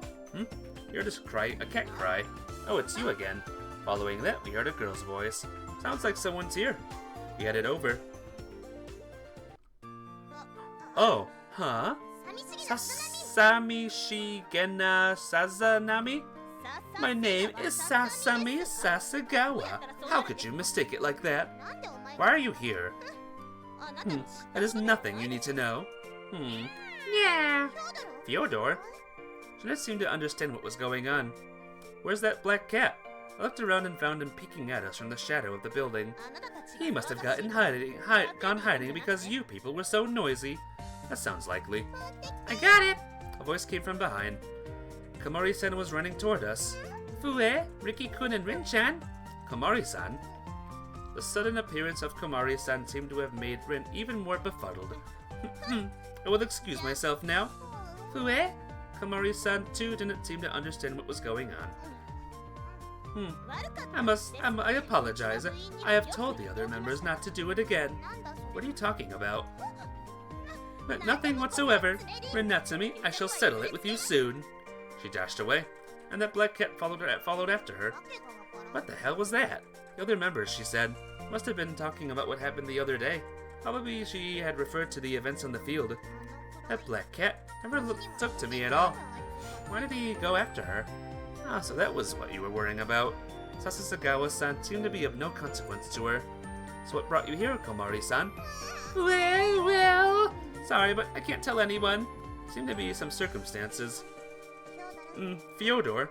Rin took him up in their arms. Your injury's tied up. One of his 4 feet was wrapped in with a bandage. It was already worn out, though. I have a new bandage. I wrapped a gauze around his wound, but it wears out in no time.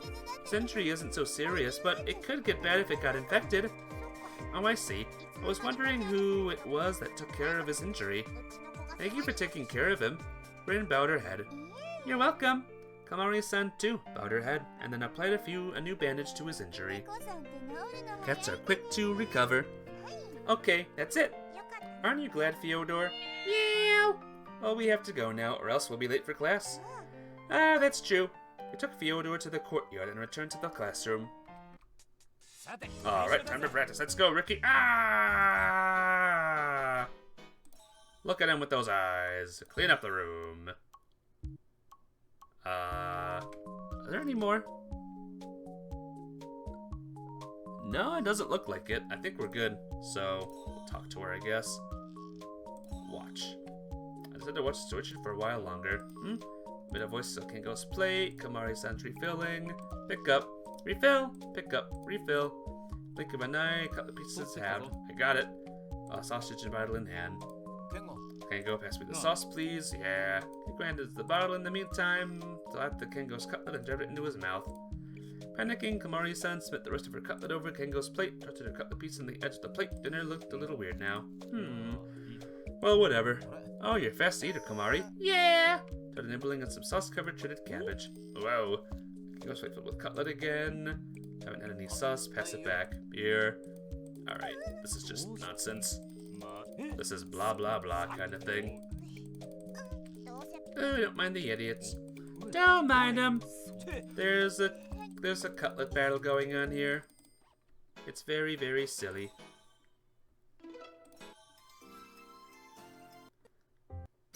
So I think we're good to go now. Right? Yeah. Let's just do it. Let's just keep going. Look for the cat, I guess. Practice. Don't stop her. Could. Rin. Consult Kyosuke. Take cover in a classroom. Call it a day. Alien Joe. And the baseball game happens, and it's crazy, and we die. Let's go, Masato. No particular business with him, so I left for the cafeteria with him. Recess time, on the way back from his vending machine. Oh, found Strelka in the courtyard. What are you doing here, Strelka? Woof! The dog looked at me and gave a bark and ran away. Very unusual that she's running around restlessly like that. Something happened? So I decided to follow her. She's so fast. Well, I looked around. I found her with Kood. Strelka, did you find her? Good. Alright, what happened to her? Looks like something's going on. Kood. Oh, Ricky, have you seen Belka today? Belka? Haven't seen her since this morning. It really worries me. Strelka whimpered again. Belka is Strelka's partner, after all. I don't think she's left the school grounds, but there's no sign of her anywhere. I see. What should I do? Okay, I'll help you find her. It's gonna be alright. We'll find her in no time. Thank you very much. Any idea where she might be? She's trained a lot. She trained not to go to the school building, so somewhere outside. Got it. Found anything? Let me know with your cell phone. Okay. Woof. Strelka also answered. That said, I started searching for Belka. Belka! Carefully checked out the places where we could be hiding one after another. No sign of her. Guess she's not around here. Reached the connecting corridor. Good boy. Meow! Always Rin was there playing with her cats. Rin. What? Have you seen Belka? Belka? A black dog. She's this big. No, I haven't. Other miss? Nya nya! I got Kanikawa! Kanikama! It's Crabstick. Speaking of cat language, Komori-san ran up to me. Oh, Riki-kun! Hi! Yeah, have you seen Belka, Komori-san? Where? I don't think so. Okay. What's up? Actually... told them the details. Okay, got it. I'll look for her too. Me too. Thank you, guys. Ah! Blacktail spotted! Already? No, that's... One! Picking the dog's language, Komori-san closed in on the tail. Yeah! Ran away with a cat in hot pursuit. He's a ferocious dog hater. Uh-huh. A while later, searched the entire courtyard but couldn't find her. Wasn't on the grounds. Not on the gate either. That was no good. I couldn't look anywhere. Komori-san looked worn out. Didn't check at the dorms yet. Let's go! I'll go tell more people to help us out. Sorry to bother you. No problem. After having parted company with Komori-san, we headed for the dorm section. Can! Good boy. 111. Heard an animal's voice and that of a girl. That must be Belka. Bah! Oof-foo-foo. That tickles. Well, we'll save it here, guys. Alright, I'm out of the most boring chapter. We are in good chapters again. So tomorrow, we will play more of this, and it'll be great. It'll be amazing. But thanks for coming, anyone that stopped by and listened. I'll see you all tonight or tomorrow. Bye!